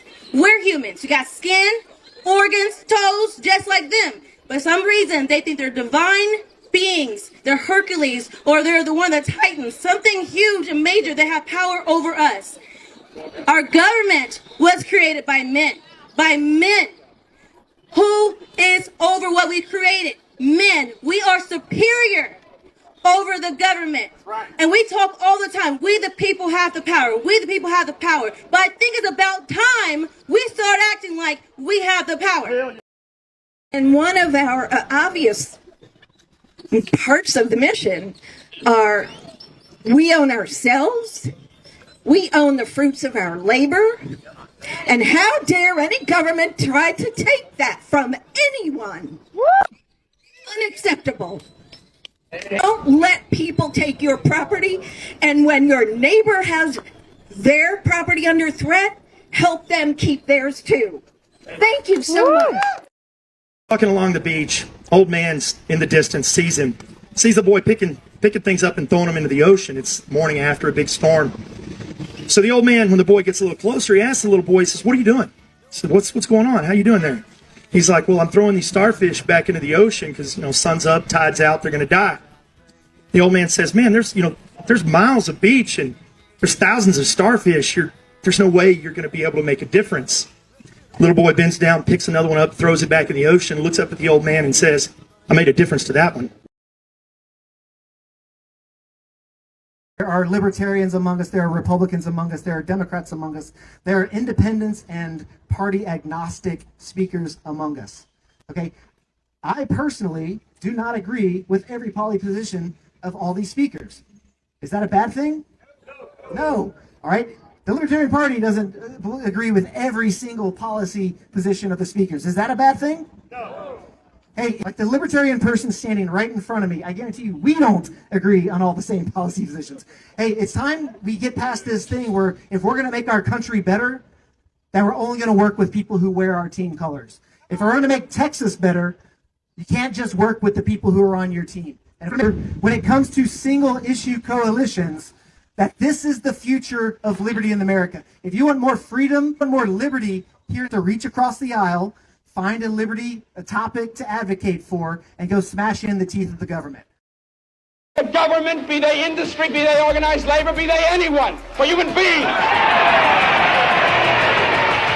There's a time when the operation of the machine becomes so odious, makes you so sick at heart, that you can't take part. You can't even passively take part. And you've got to put your bodies upon the gears and upon the wheels, upon the levers, upon all the apparatus, and you've got to make it stop. And you've got to indicate to the people who run it, to the people who own it, that unless you're free, the machine will be prevented from working at all.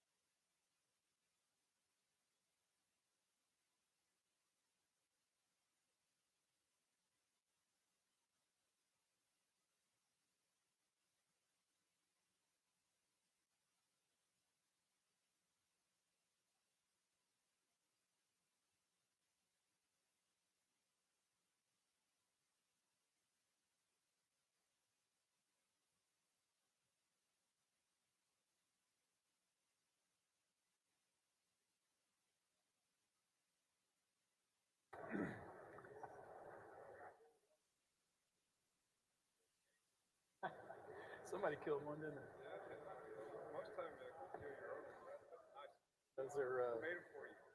Those are blackjack.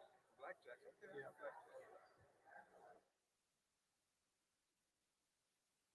My favorite ones. Thank you. Yeah. Makes me taller.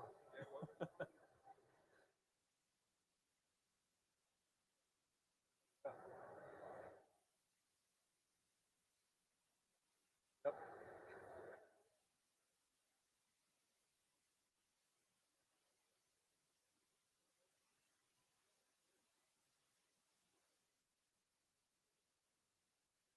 All rise. The Court of Impeachment of the Texas Senate is now in session.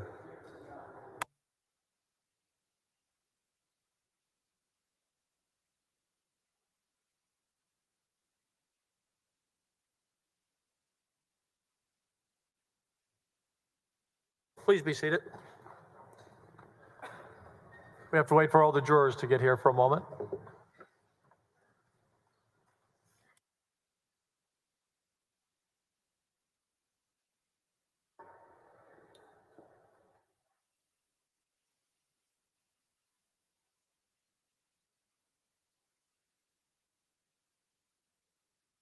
Members, would all the jurors in the back please come forward immediately?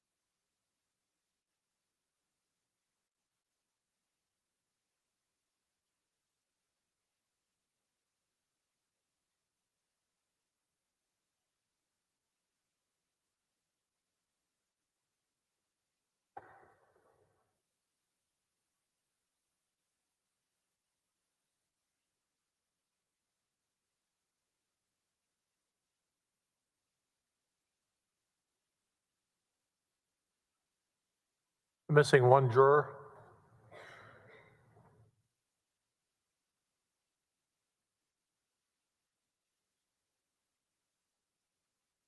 Senator Miles and Senator Colcourse with their staff. Senator Miles, thank you. Senator Colcourse.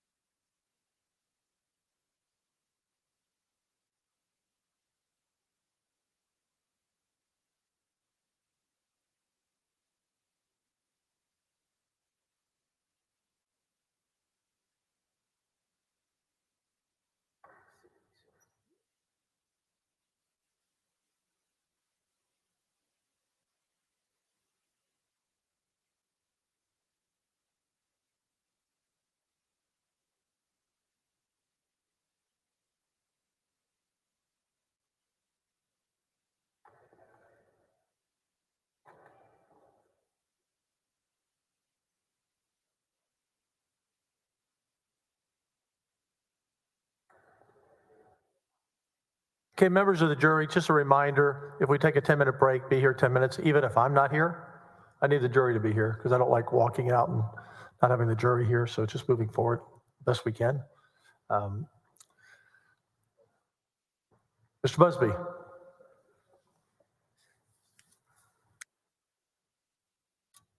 Mr. Mateer, you told us Ken Paxton was your friend, He became my friend, yes. and you were trying to protect him, That's correct, sir. and you were trying to protect him from himself. Correct. And when you found out that this young man, Brandon Kamick, had sent a subpoena to a bank, you guys sent everybody on the 8th floor home and had a meeting, right? I don't recall us sending everybody home. I do recall we had a meeting. And in order to protect Ken Paxton, what you did was then call the FBI, right? That's how you protected your friend. That's not correct, sir. Did you not go to the FBI thereafter? Not that day, sir. What day? The next day, sir. Okay. Did you talk to Ken Paxton before you went to the FBI? General Paxton was out of state. Did you talk to Ken Paxton before you went to the FBI? I talked to him on the 28th, yes. After, sir, listen, you found out that Brandon Kamick had served a subpoena on a bank, right? Right? That is correct, yes. You thought it was a crisis situation, right? That is correct, sir.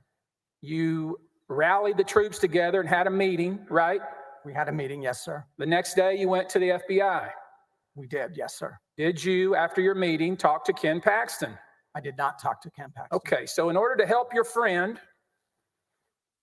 a guy that had given you a really plum of a job, instead of asking him some questions, you instead circled up and decided to go to the FBI. That's what happened, right? I did have conversations with General Paxton. Not after that meeting, right? Not after the meeting on the 29th, correct, sir. You had no clue that Brandon Kamick had received a second referral from the DA's office, did you? I did not. You were wondering why they were serving subpoenas on a bank when the complaint that you knew about had to do with the FBI and the magistrate judge, right? That's correct. You had no clue that there had been a second referral from the DA's office directly to Brandon Kamick. Isn't that right? That's right. No one had shared that with us. So you thought this Kamick fellow is sending subpoenas to banks related to some FBI thing, right? I didn't know what he was doing. You know how you could have found out? You know how you could have found out? You could have picked up the phone and called your boss and said, hey, boss, what's up with this Brandon Kamick? He sent a subpoena to a bank. And he could have told you, well, I have the authority to sign a contract because I am the elected AG, and he's sending subpoenas based on a second referral. You could have done that, right? I could have done that. But instead what you did was rally your troops, get your stories together, and go to the FBI. Isn't that right? That's not how I'd characterize it. Did you also talk to Dick Trabolsi? Not at that time, no. How soon after that did you talk to Dick Trabolsi?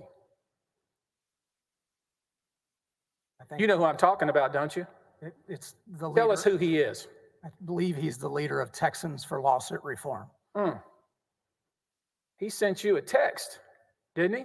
He sent me a text after I resigned. A text of support? I got many texts of support. He was one of them, yes. Where are your texts, by the way? I don't keep texts. What do you mean by that? You don't keep texts? You deleted your texts? After I left the Attorney General's office, when I'm no longer employed at the Attorney General's office, I didn't keep texts. You didn't think anybody might want to look at your texts? I adhere to zero inbox policy. And I think anybody who's ever worked for me knows that. Is that right? That's right.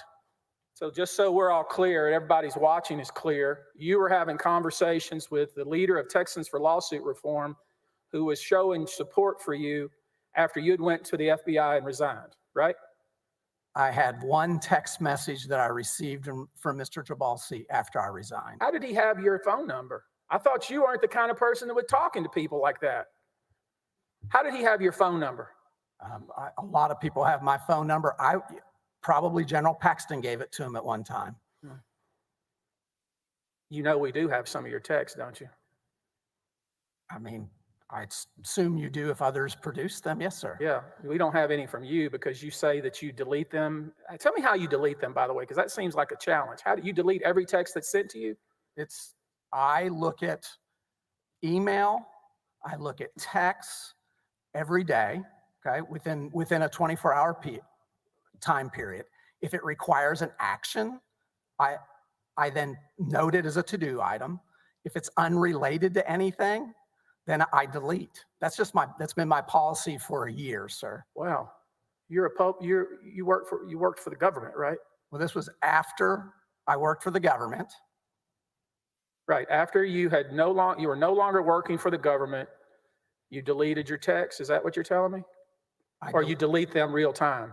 I delete them basically real time within a period of time. Did anybody else in the office do that, or was that just your practice? Well, the other person that probably did that was the Attorney General. You think so? Yeah, I think so. Did he have a burner phone, by the way? You know, someone mentioned that to me at one time. Who mentioned that? You read about that in the newspaper? No, I don't think I read about it in the newspaper. It would have either been Mr. Wicker or Mr. Rylander. Mr. Ricker didn't mention it to you because he was questioned. He said he didn't know what a burner phone was. Who told you that he had a burner phone? Again, my best recollection would have been Mr. Wicker or Mr. Rylander. Did you ever see a burner phone? I know the Attorney General had several phones. I don't know, what a burner phone. You know what a burner phone is. This would be a burner phone. You can go to 7-Eleven, you can buy it, you use it for a certain amount of minutes, and you throw it in the trash. That's called a burner phone. Okay. You ever see Ken Paxton with a burner phone? He had a flip phone.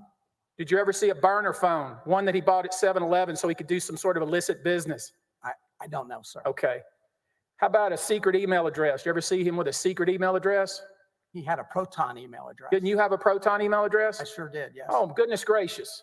So he had the same kind of email address that you had. Okay. We've been told that's a secret email address, but you had the same kind of email address, didn't you? I think a lot of people had them. Sure. I think your co-counsel has one. They do have it. You know why people use a Proton email address? Because I know why we did, because we were concerned that Google might be monitoring our conversations. We were investigating Google. Right. And also Ken Paxton and several others went to China and they wanted to make sure that their email did not get hacked, right? Okay, correct. But yet this board of managers, the House of Managers, claims that that's some kind of secret, weird thing to do, and everybody in the office was doing it. Isn't that right? I don't think everybody in the office was doing it, but there were some, yes. Sure. Now, back to your text. Just so the court is clear and the jurors are clear, your testimony is when you receive a text, if it needs action, you note it, and otherwise you delete it. That's correct. And you still do that now? I do. Well, the good news is Mr. Brickman didn't have that same practice. Let's look at what is marked and in evidence AG 170. And Eric, if you don't mind, go to the page is Brickman 187. Let's put it on the screen so the jurors can see it. What we're going to look at, sir, is a text string that you were on with Brickman and several others, okay? Okay. I need you to speak into the mic, please. Yes, sir. Okay. Eric, let me know when you're ready.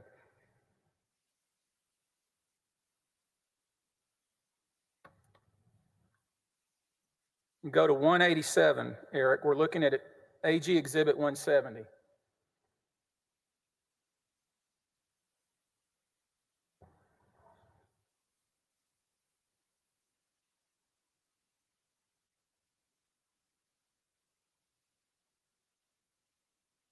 $187.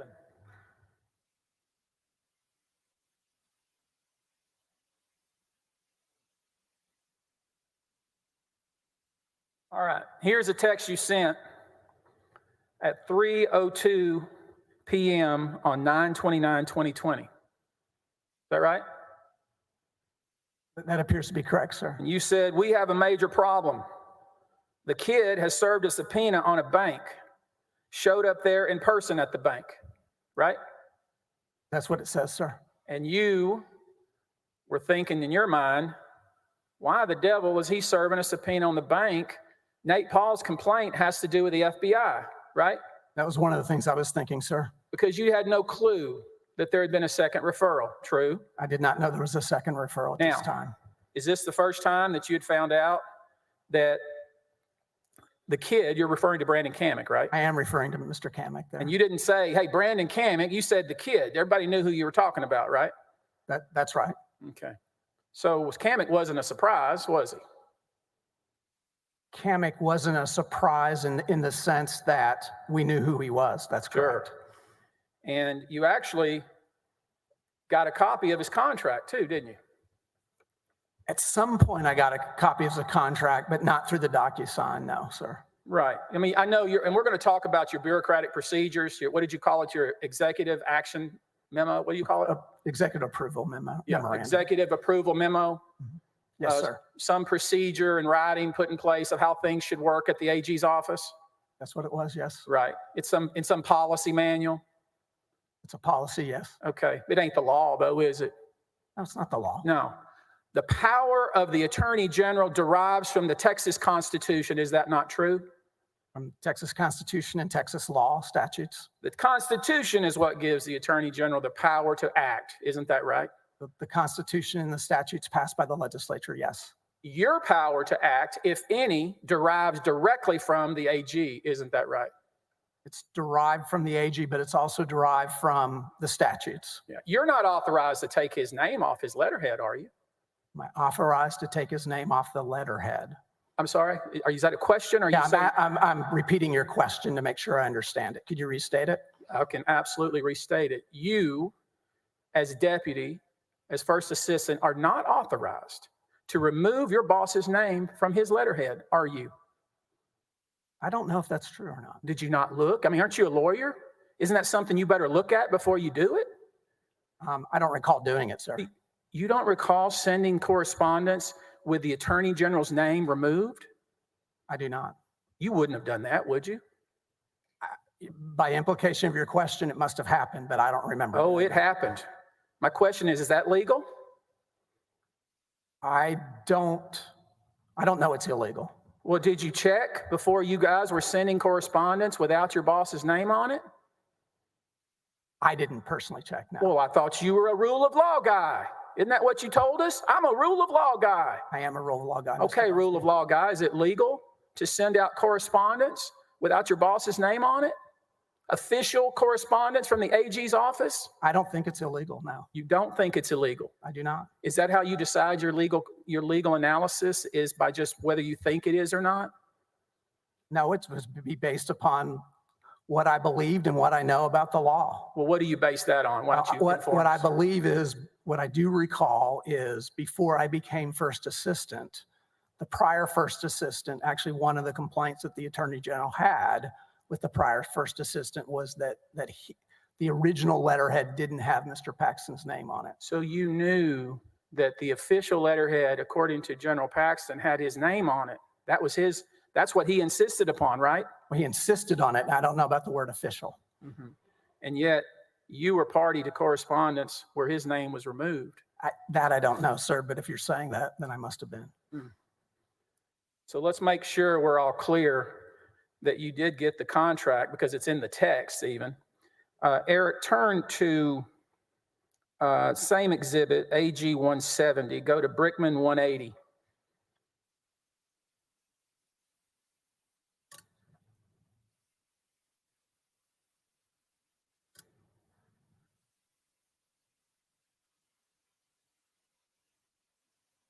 Vassar texted you a copy of the executed contract, didn't he? It looks like on October 1st. Yep. Did you go back then? Was that the same day you met with the FBI? No. What day did you meet with the FBI? I believe we met with the FBI on the 30th, sir. Okay. So did you go back to the FBI and say, hey, you know what? I made a mistake. There actually is a contract. My boss signed it, and there's a second referral. Did you do that? Not on October 1st. You went to the FBI uninformed. Isn't that true? No, I wouldn't say that, sir. I just want to try to get the timeline because the jurors may wonder. You spoke to the FBI about, what do you call it, a good faith belief that a crime had occurred? Is that what you said? Did you go to the FBI with a good faith belief that a crime had occurred? Is that what you told us? That's correct. Okay. And that was on October the 1st? No, sir. What day? That was on the 30th. September the 30th? Yes. Okay. That's when you called Mr. Sutton before that, right? I didn't, no. What? I had not, no. One of you did? I believe that's true, yes. Okay. One of the group called Mr. Sutton before that, right? I believe that's true. Okay. We'll get to that in a minute. But so on September 30th, you went to the FBI and you made your good faith complaint, right? We told the FBI the knowledge that we had. Did you then go back and give them a copy of the actual signed contract from the duly elected Attorney General? I did not. You did not? I did not. Did you go back and tell them, hey, you know what? There was actually a second referral. It didn't even come into our office. It, in fact, went directly from the DA's office of Travis County directly to Brandon Kammick. Did you tell them that? Not on October 1st. Did you tell them at some point? I think at some point we did tell them that, Okay. yes. Did they indict Ken Paxton? As far as I know, they have not. Okay, so let's try to get our timeline right. That was September of 2020, and this is September of 2023. It's been 3 years. Your math is correct. So in 3 years, they've done nothing with the information that you provided them. That's the subject of this impeachment, right? I don't know what they've done, sir. You just ask them. Well, they certainly are pretty good about letting us know if somebody's been indicted, aren't they? That's your area. I would assume we would. Well, I don't know. Okay. Your Honor, I know you were concerned about timing. This might be a good break for me. If you want to do it, it's up to you, though. Of course, it's noon. I'm getting ready to go into another topic, and it's going to take some time. We have a good half hour, 45 minutes. Okay, I'm all for it. Keep going. You know, before I get into some of these other areas like the Mitty Foundation, which you approved of the intervention, right? I did approve, yes, sir. The Mitty Foundation, where you approved to investigate them, right? I did sign that memo, yes. I mean, let's just make sure we're all clear here. One of the articles of impeachment, in fact, the very first article of impeachment has to do with the AG's office intervening in the Mitty Foundation lawsuit, right? You know, if you say so, I'll accept that. I know you're a rule of law guy. Let's look at Article 1, make sure we're all clear. Article 1 of the impeachment, first article. Just confirm with me, if you would, Mr. Mateer, that is, in fact, the very first article of impeachment that we're here arguing about. Correct, sir. And just so we're all clear for our jurors, you, Jeffrey Mateer, approved, along with multiple other people in the office, of that particular intervention. Is that true? Yes, sir. Okay. We're going to come back to that. I believe you have said that you resigned, and it was on October 2nd, 2020, right? That's correct, sir. You resigned because there was no longer a trust between yourself and General Paxton. That is true, sir. Okay.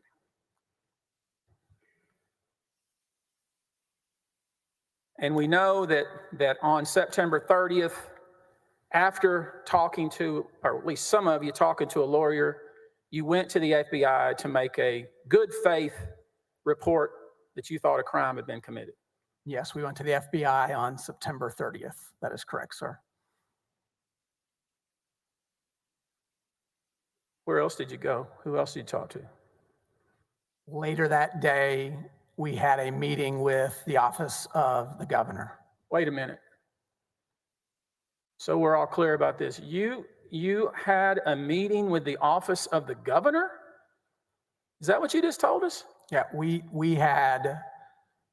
met with the office of the governor sometimes weekly, sometimes every other week. That was normal course. The governor was our largest client. Right. I'm just trying to figure this out. You didn't talk to, after your meeting, you didn't talk to Ken Paxton. You instead spoke to, 1, the FBI, 2, the office of the governor. Who else did you speak to?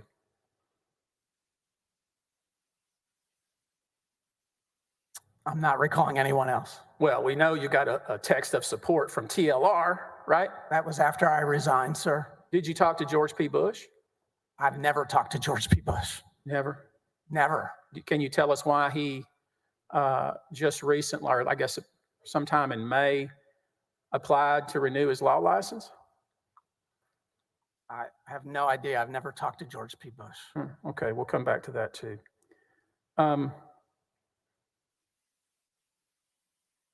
Do you recall that at some point after you resigned that they did an inventory of your office? Yes. Now, you're a guy that keeps journals, aren't you? I keep notes, yes. Okay, where are your notes in the time frame that you're here to testify about? At some point, I began using a program called OneNote. The office had provided me with an iPad with the pencil, Apple Pencil. And I started, for my one-on-one meetings, I started a practice that actually I do even through today, although I now use a different program. But I used a program called OneNote. I mean, whenever my written notes end, that's when I started using OneNote.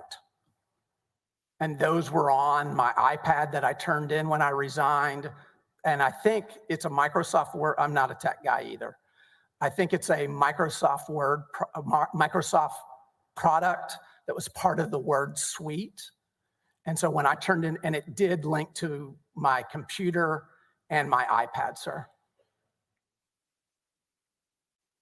I don't really understand anything you just said. I'm trying to figure out where your notes are. Well, you're not representing the Office of Attorney General. The Office of Attorney General would have those notes. No. They're on OneNote. Sir, sorry to interrupt you. I'm sorry. You wiped it clean. I wouldn't know how to wipe something clean, sir. Well, you know how to delete text, that's for sure, right? That's just hitting delete and have an automatic delete on your device. Eric, let's look at AG Exhibit 127 and go to Exhibit 36 within that exhibit. Hope that's not too confusing. This document is in evidence, and we're going to look at what was found in your office and what was not found after you left.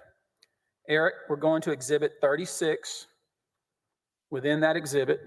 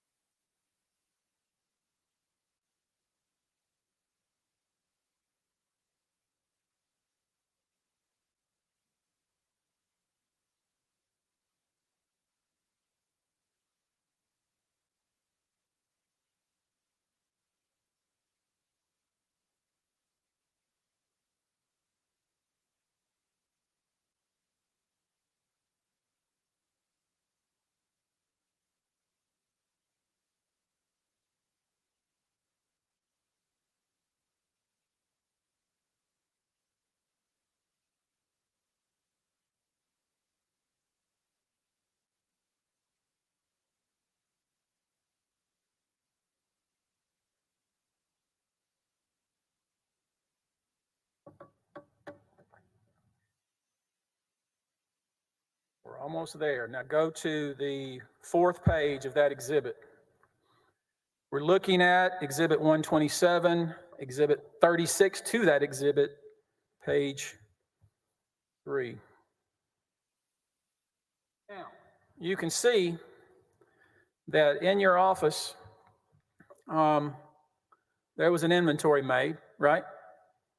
Correct. And we can see that you're a guy that kept a journal, right? I kept notes, yes, sir.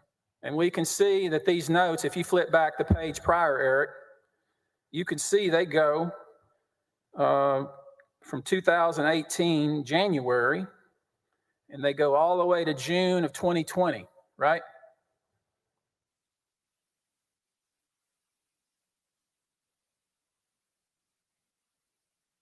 June of 2020.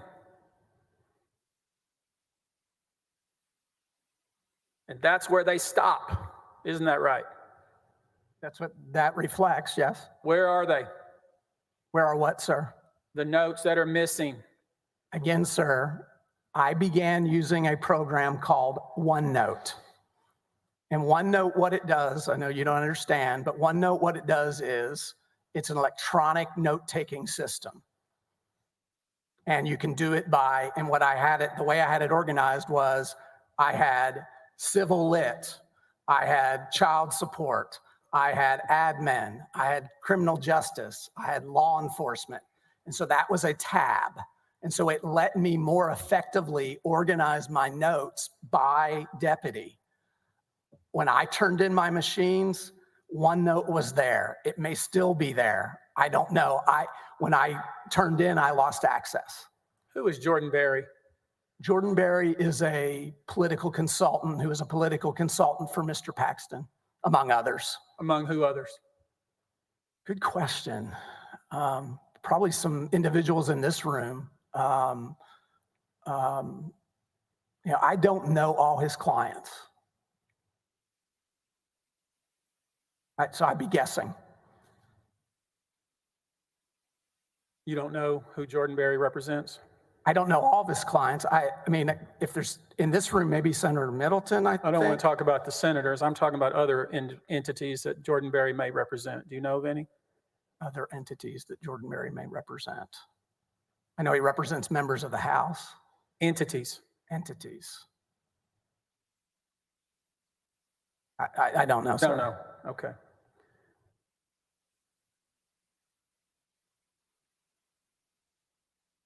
So I guess we kind of all got to know, when you went to the FBI, what crime did you have this so-called good faith belief had occurred? The good faith belief that we believed he had occurred was, I believed that he potentially could have been subject to blackmail. And as a result, he was taking illegal actions on behalf of what we then knew was a campaign donor, but he was taking actions on behalf of Mr. Paul. You believed he was being blackmailed? At one point, I actually believed he was being blackmailed, sir. So you didn't think he was committing a crime? You thought somebody was committing a crime against him? At one point in time, I believed that, yes, sir. If that's why you went to the FBI? Well, eventually we went because I had tried on several occasions to have, as I think in one of my memos says, that you probably have on here, asked him, I really wanted him to come clean. I even said, are you under undue influence, sir? And he said no. He did say no, yes. He never said, I'm being blackmailed. I'm under undue influence. But his actions didn't reveal that. When we found out that this woman that he'd had the affair with from years ago, that had moved up to Austin and was now employed by Mr. Paul, and then he was taking these unusual actions, it just didn't make sense to me, Mr. Busby. I hear you. You made some assumptions, did you not? You made some assumptions. I made some reasonable assumptions, yes, sir. You made some assumptions, right? Yes. Okay. And you know that sometimes assumptions are wrong, right? I remember that Odd Couple episode. We're probably similar age. Probably no one else gets that, Mr. Busby. You believed he may have a potential conflict of interest. That's what you said at some point, right? You'd have to refresh my memory on that, sir. You said, I do not have any specific evidence, right? You'd have to refresh my memory, sir. Let me ask you something. When you, do you remember there was a hearing in Travis County District Court where you testified? That by Zoom, I believe, yes. Yeah. That was subpoenaed. And you were asked point blank, let me make sure I get this exactly right, because this might be something that's important to our jurors.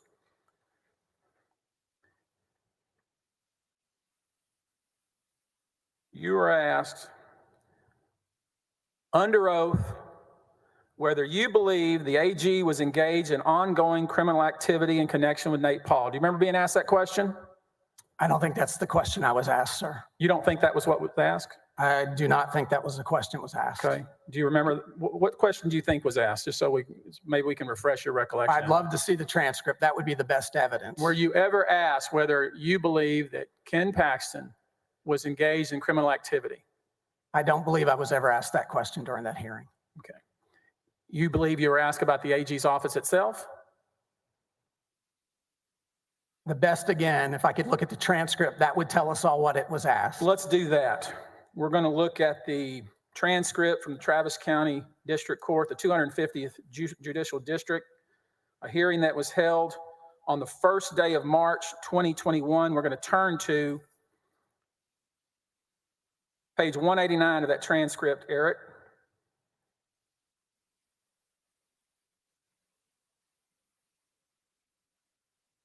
You were asked point blank under oath 6 months after you'd went to the FBI this question. Line 15, page 189, Eric.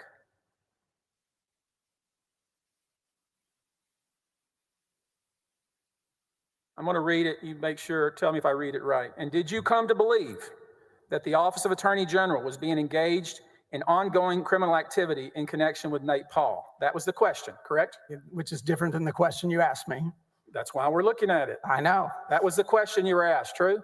That is true. Yes, sir. Let's You read look it at correctly. what your answer was. Page 190, line 15. You said, tell us what you said. If you don't want me to read it, you can read your testimony yourself. Objection. I don't believe this is in evidence, Your Honor. I stand to be corrected, and if so, I'll withdraw the concern, but I don't believe it's in evidence. This is House Board of Managers Exhibit 466 that was offered and received by this court. We're looking at page 190, line 15. You said, and I know it called for yes or no, but it's a question that it's hard to give a yes or no. So that makes it difficult for me as the witness. But I would say it could have led to that. Certainly did I have concerns? I had Pardon me, I potential apologize concerns. again, Mr. Busby. Excuse me, please. I think this comes under the heading of, it is one, of course, our exhibits. I don't object to it being introduced, but I don't believe it has. It is not one of those that was agreed to by the parties. And if you recall, they wouldn't originally agree to any of our exhibits, and then we reached some agreements we read in this morning. I don't think it's one of them. So if he wants to offer it, I'm not going to object, but I don't believe this document is in evidence. Would you like to offer it? Well, first, it's in evidence, but just to satisfy my co-counsel or a colleague over there, I'll offer it again. Okay. He did not object. Yeah. It's submitted to evidence. So now let's focus on this document that's in evidence. You were asked point blank, and this is 6 months. I mean, come on, 6 months after you'd left the office, 6 months after you'd went to the FBI. This is after some of your colleagues had filed a very public lawsuit, right? Correct. And this is even after that you had been interviewed in the press, right? I believe one time, yes. Yeah, and all kinds of things were going on in the press about these so-called whistleblowers and crimes and all kinds of things. And then here you are placed under oath in March of 2021, and you were asked point blank whether you believed the Office of the AG had been engaged in ongoing criminal activity in relation to Nate Paul, and you couldn't even give an answer, could you? With regard to the Office of Attorney General, correct. You're making some distinction between the office and the AG himself? Yes, sir. Okay. Because you didn't want to say that you had been engaged in criminal activity, right? I don't believe, no. I mean, part of the so-called criminal activity is the MIDI intervention, isn't it? And you were dead in the middle of that, weren't you? I approved the executive memorandum. Isn't it ironic that the first witness called in this case for the House on the first article of impeachment that was passed, that this witness, you, approved that intervention? Isn't that ironic? I don't know, sir. Don't you think that really kind of reflects the whole House's case?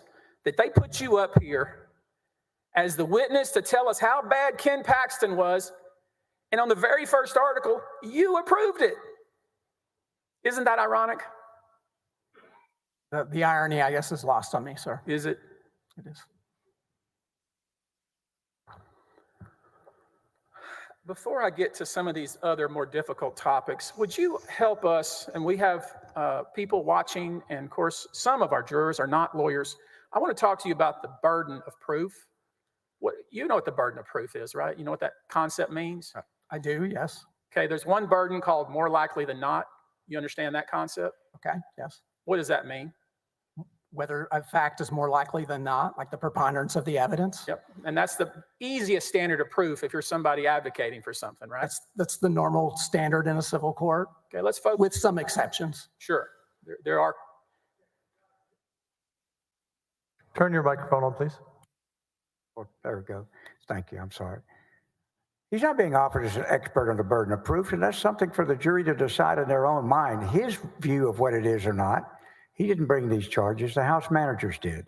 He's not here for that purpose. It's unfair to be trying to, and irrelevant for him to be being asked what his definition of the burden. In fact, I must say, I've never heard that done before. And so I object to it as being totally irrelevant and improper for this witness to be even cross-examined about. What difference does it make what he thinks the burden of proof is? It's what they think the burden of proof is. Wait a minute, Your Honor. With all due respect, this counsel asked this man many times about his opinion on whether law has been broken, many times. And so I'm entitled to ask him about the burden of proof, especially on illegality, which remember, he stood up there or sat up there and said that Ken Paxton signing a contract was illegal. So you can't open the door and then close it now.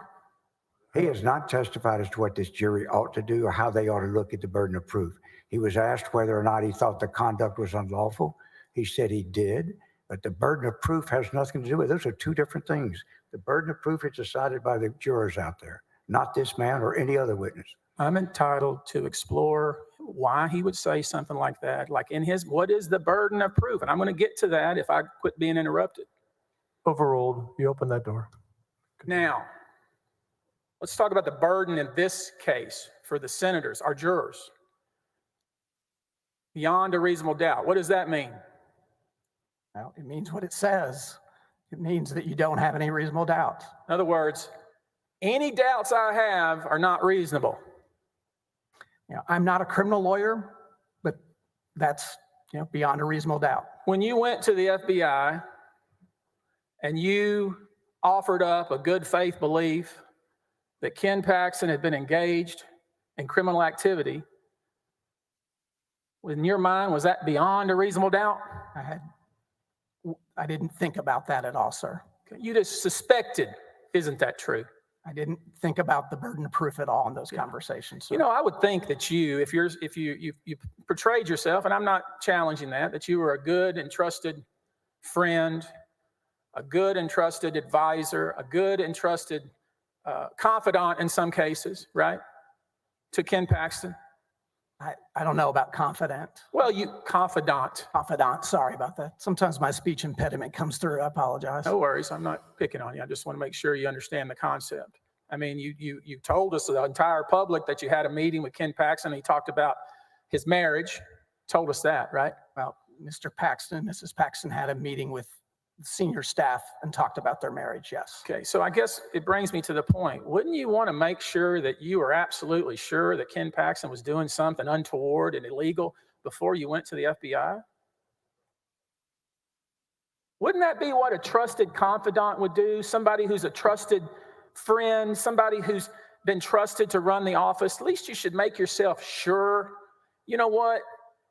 Before I do this, because when I pull that trigger, when I do that, all bets are off. I'm out. You even said, I knew when I did that, I wouldn't be the first deputy again, right?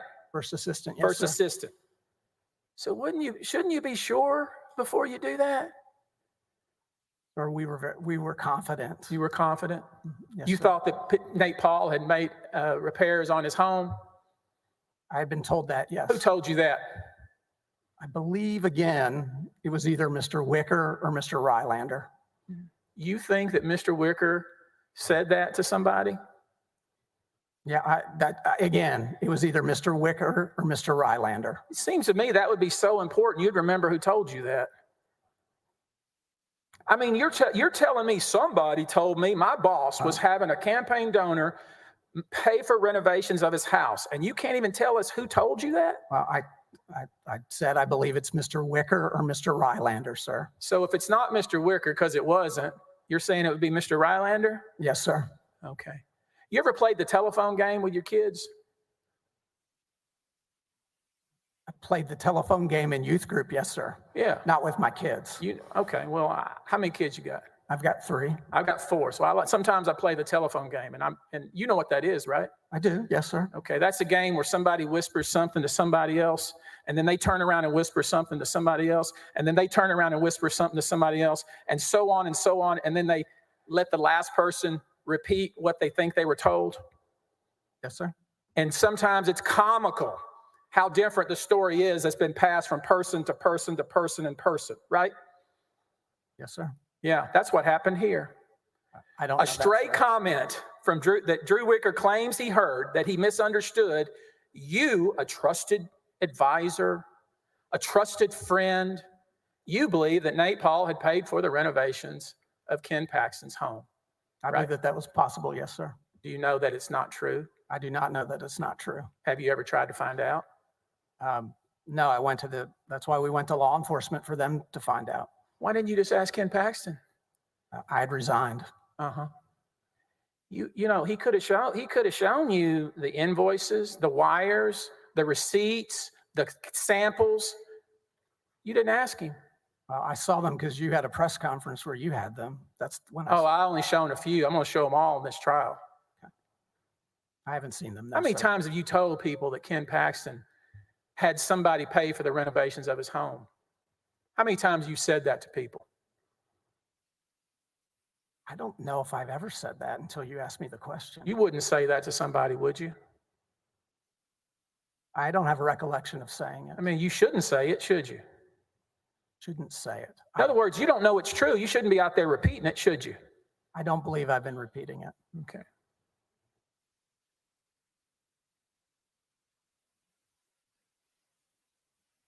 I think you said, if I'm not mistaken, let me just ask you point blank.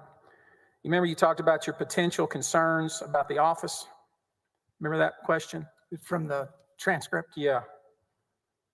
Remember that? Yes, sir. Okay.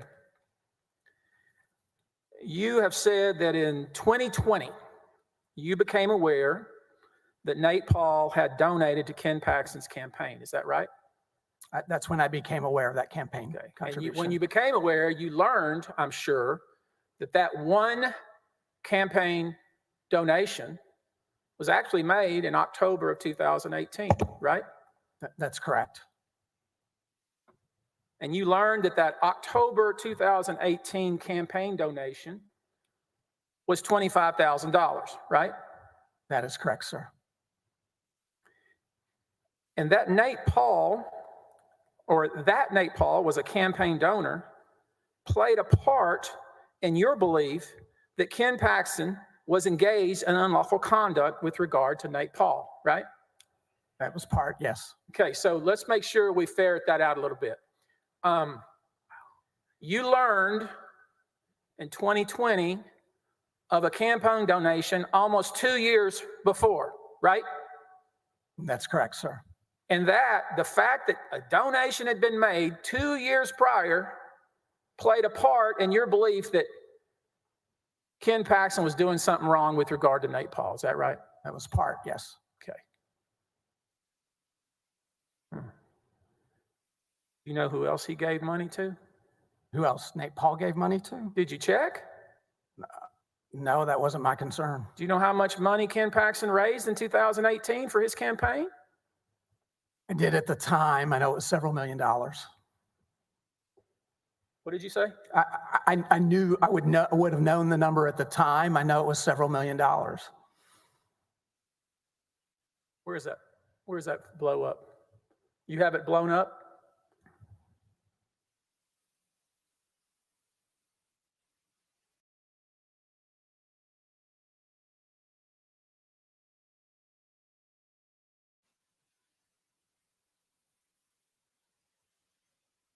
You know what percentage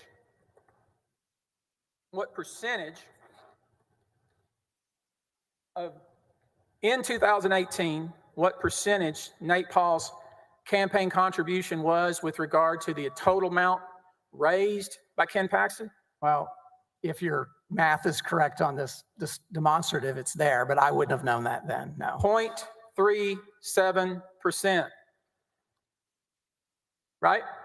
That's what your demonstrative says. 2018, Ken Paxton raised $6.7 million. Did you know that? I would have known that at the time, yes, sir. You checked into that? No, he would have told me. And Nate Paul donated 25,000 of that, right? I know Nate Paul donated 25,000, yes. And the illegal activity that you complain about, or at least you claim you had a good faith belief had occurred, is 0.37% of that. If that is the correct math, but I have no reason to dispute you on the math. So let me just make sure I'm clear. When somebody feels aggrieved and they came to the AG's office to get help, that's the job of the AG's office, right? To help constituents? That's part of our job, yes. I mean, isn't that what we taxpayers are paying for? That's part of our job, yes. So when somebody feels aggrieved in some way and they don't know where to turn and they go to the AG's office, do you check to see if they're a donor of some sort? Because of allegations made in the past against Attorney General Paxton, we were very sensitive when we were asked to do things on behalf of folks who had contributed to his campaign. So yes, we were concerned about things like that. You were. So you decide whether you're going to do your job. No, sir. Let me finish my question, please, Sorry, if you don't mind. I apologize. No worries. You decide whether you're going to do your job based on whether the person is donated to your boss. Is that what you're telling me? I'm not telling you that, sir, no. Okay. You look at someone with a jaundiced eye, if they're asking for assistance and they've also given money to the elected official that you're working for? No, sir. You're skeptical of somebody who's just asking for help, how to deal with a situation, and you're skeptical because they might also be a campaign donor? No, not skeptical, no. Okay. Sir. But you already told us that Nate Paul was a campaign donor, played a part in your belief that Ken Paxton was engaged in unlawful conduct. That's what you said under oath, right? That's correct, sir. Is it possible, Mr. Mateer, that you jumped to a lot of conclusions really fast? I don't believe so, sir. And you could have put all this to bed if you had just talked to your boss. I attempted to talk to him starting probably in June, July, August, September. No. I did. Take it easy. I did talk to him, sir. Take it easy. No, he's not here. You could have, once you met up with the rest of your colleagues on the 8th floor, you could have then, as the leader, you were the leader, right, of the group? I was the first assistant. Yeah, you're the leader. First among equals, yes. You even said in your testimony, you said, look, I manage the day-to-day business of that office. Remember saying that? I did manage the day-to-day office. And I control the office. Remember saying that? Control the office. I don't know if I said it in that way, sir. We'll get to it. Okay. But you as the leader, once you heard all these foolishness concerns, some of which you might have believed, some of which you didn't, your job at that point in time was to go to the boss. Isn't that right? I had tried to go to the boss. Is it because you wanted to be the attorney general? Is that what was going on? Anybody who knows me, Mr. Busby, knows that that is not one of my ambitions. I had my dream job. I came to help Ken Paxton, came down here, a city I didn't want to move to. Wait, your dream job was to be a federal judge, and that got squelched. Isn't that right? No, actually, my dream job has always been to be at First Liberty. Weren't you supposed to be a federal judge, and then the 2 senators objected to you? What 2 senators, sir? The 2 that would have the ability to object to you. You know who I'm talking about? You're talking about our senators? Yes. They didn't object to me. They didn't? Senator Cruz certainly didn't. Well, somehow something went awry, and you know you're not a federal judge, are you? That's absolutely true. My nomination was withdrawn by President Trump. Yeah. And that's the job you really wanted, right? That was, I did want to be a federal judge. Sure. But my dream job was First Liberty. Okay.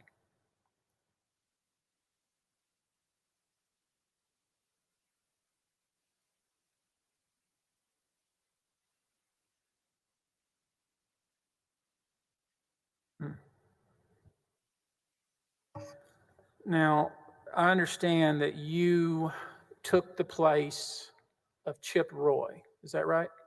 That's correct. Chip Roy was the first assistant before you. That's correct, sir. Okay. And you mentioned kind of in passing that Ken Paxton at some point became unhappy with Chip Roy. That's correct. That Chip Roy was not doing what he wanted him to do. That's correct. And he felt the same way about you during the conversation about Kamek, right? The Attorney General never expressed that to me. Well, Has never expressed that to me. I'm sorry. You told us all that he compared you to Chip Roy, remember? What I said was Mr. Penley said that. Penley said that Paxton had said that. And I asked the Attorney General whether he was frustrated with me, and he didn't respond about being frustrated with me.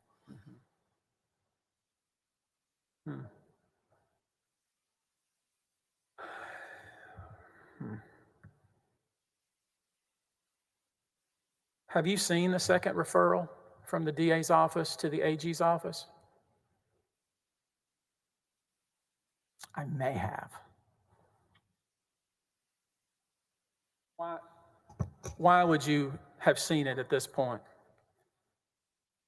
I had a conversation with Margaret Moore after I resigned,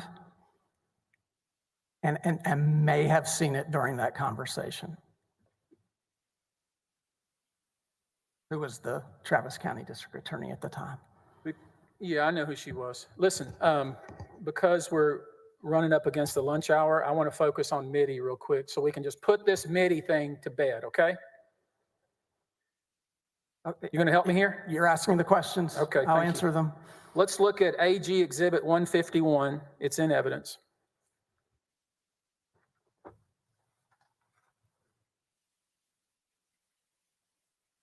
And just so the members of the jury understand how the office worked, there's some policy or procedure there that you described as what you could, executive action?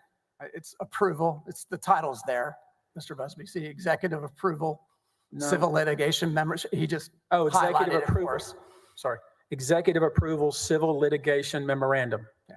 Okay. We see here the letterhead. Letterhead is Ken Paxton. I see that. Okay.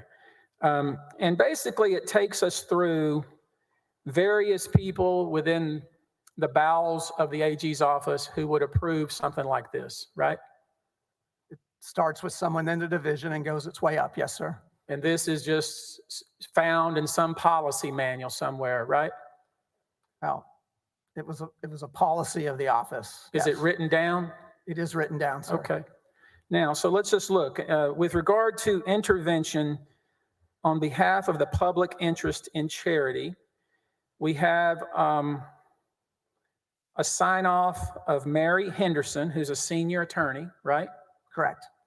We have, looks like Josh Godby, who is the chief of the Financial Litigation and Charitable Trust Division, right? That's correct, sir.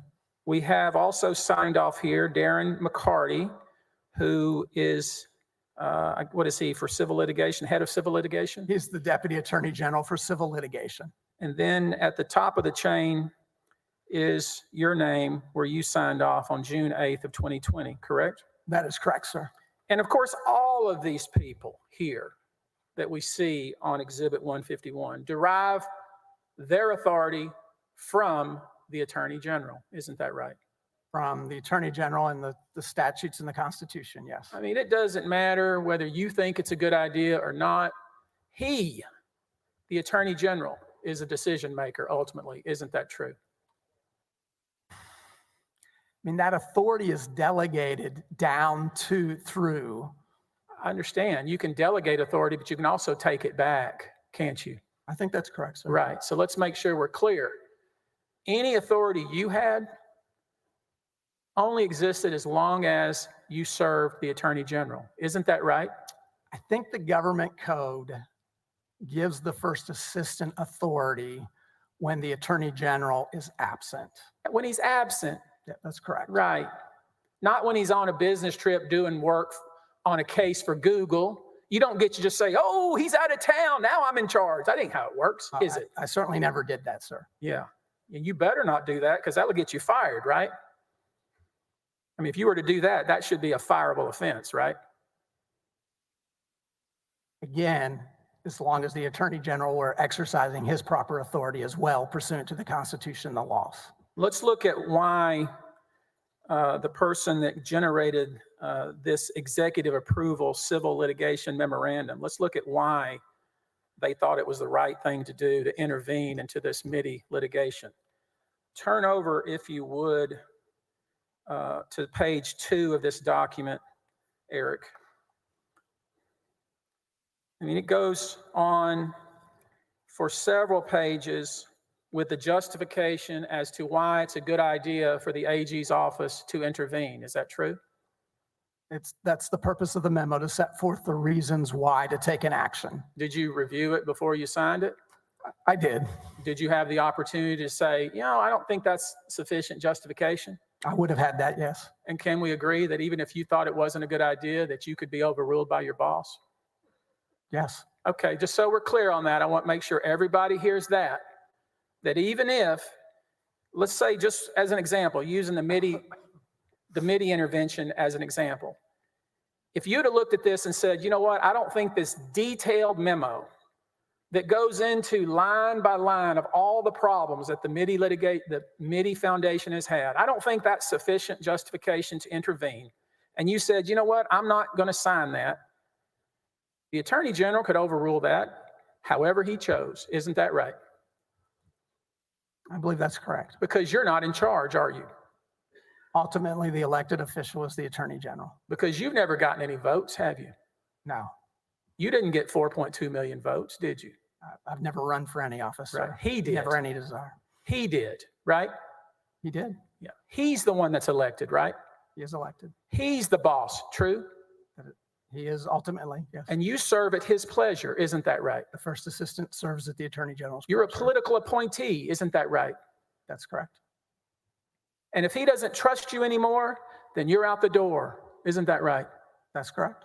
And that's how it works with political appointees, isn't it? That's correct. It's at will. When he doesn't trust you anymore, you leave, right? Or vice versa, yes. Sure.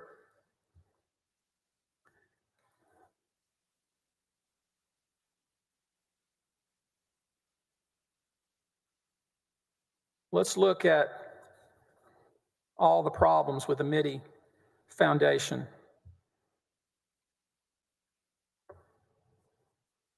Go, Eric, if you would, to page 4, where they're laid out, the bullet points are laid out, the justification of the intervention by the AG's office. Do you see them there? I see the allegations, yes, sir. And are those sufficient still in your mind for the intervention? Again, I approved that memo at the time, yes, sir. You stand by it today, don't you? That I approved the memo on that day, yes. Yeah. Okay. Nobody tricked you to get your signature, did they? No one on that date tricked me, Okay. yes, sir. And we can see all the problems. They apparently are allegedly the former chairman attempted to conjure a sale of the investment properties in a self-dealing transaction. See that bullet point? I see it there, sir. It says that they hadn't filed the proper IRS forms. See that? Is that the fourth bullet point, Yes, sir.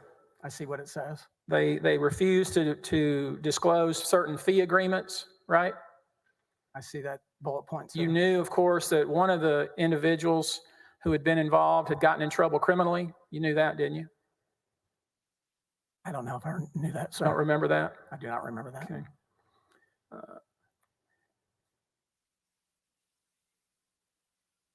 You know, there's been some saying here.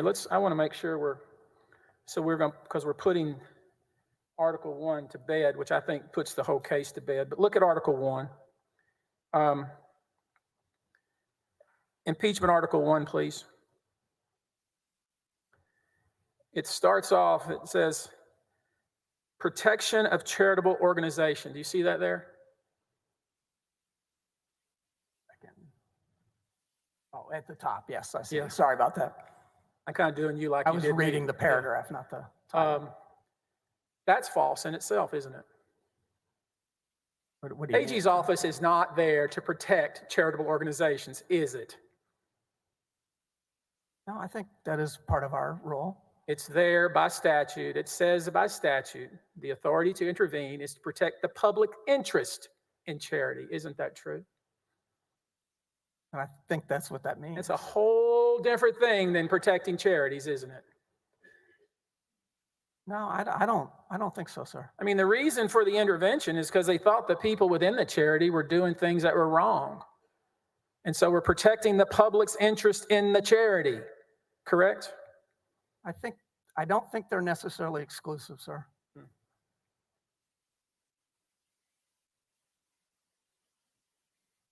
You also authorized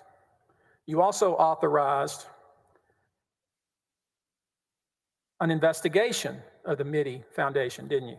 I remember seeing those documents. Yes, sir.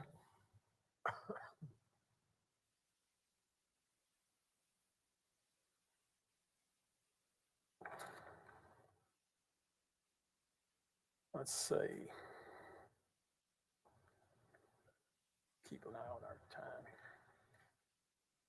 I didn't know what time you wanted to do lunch. Is it now? It's a good time to break for me if you want. Good time for you? Yes, sir. All right, we will break until 1:30, 45 minutes.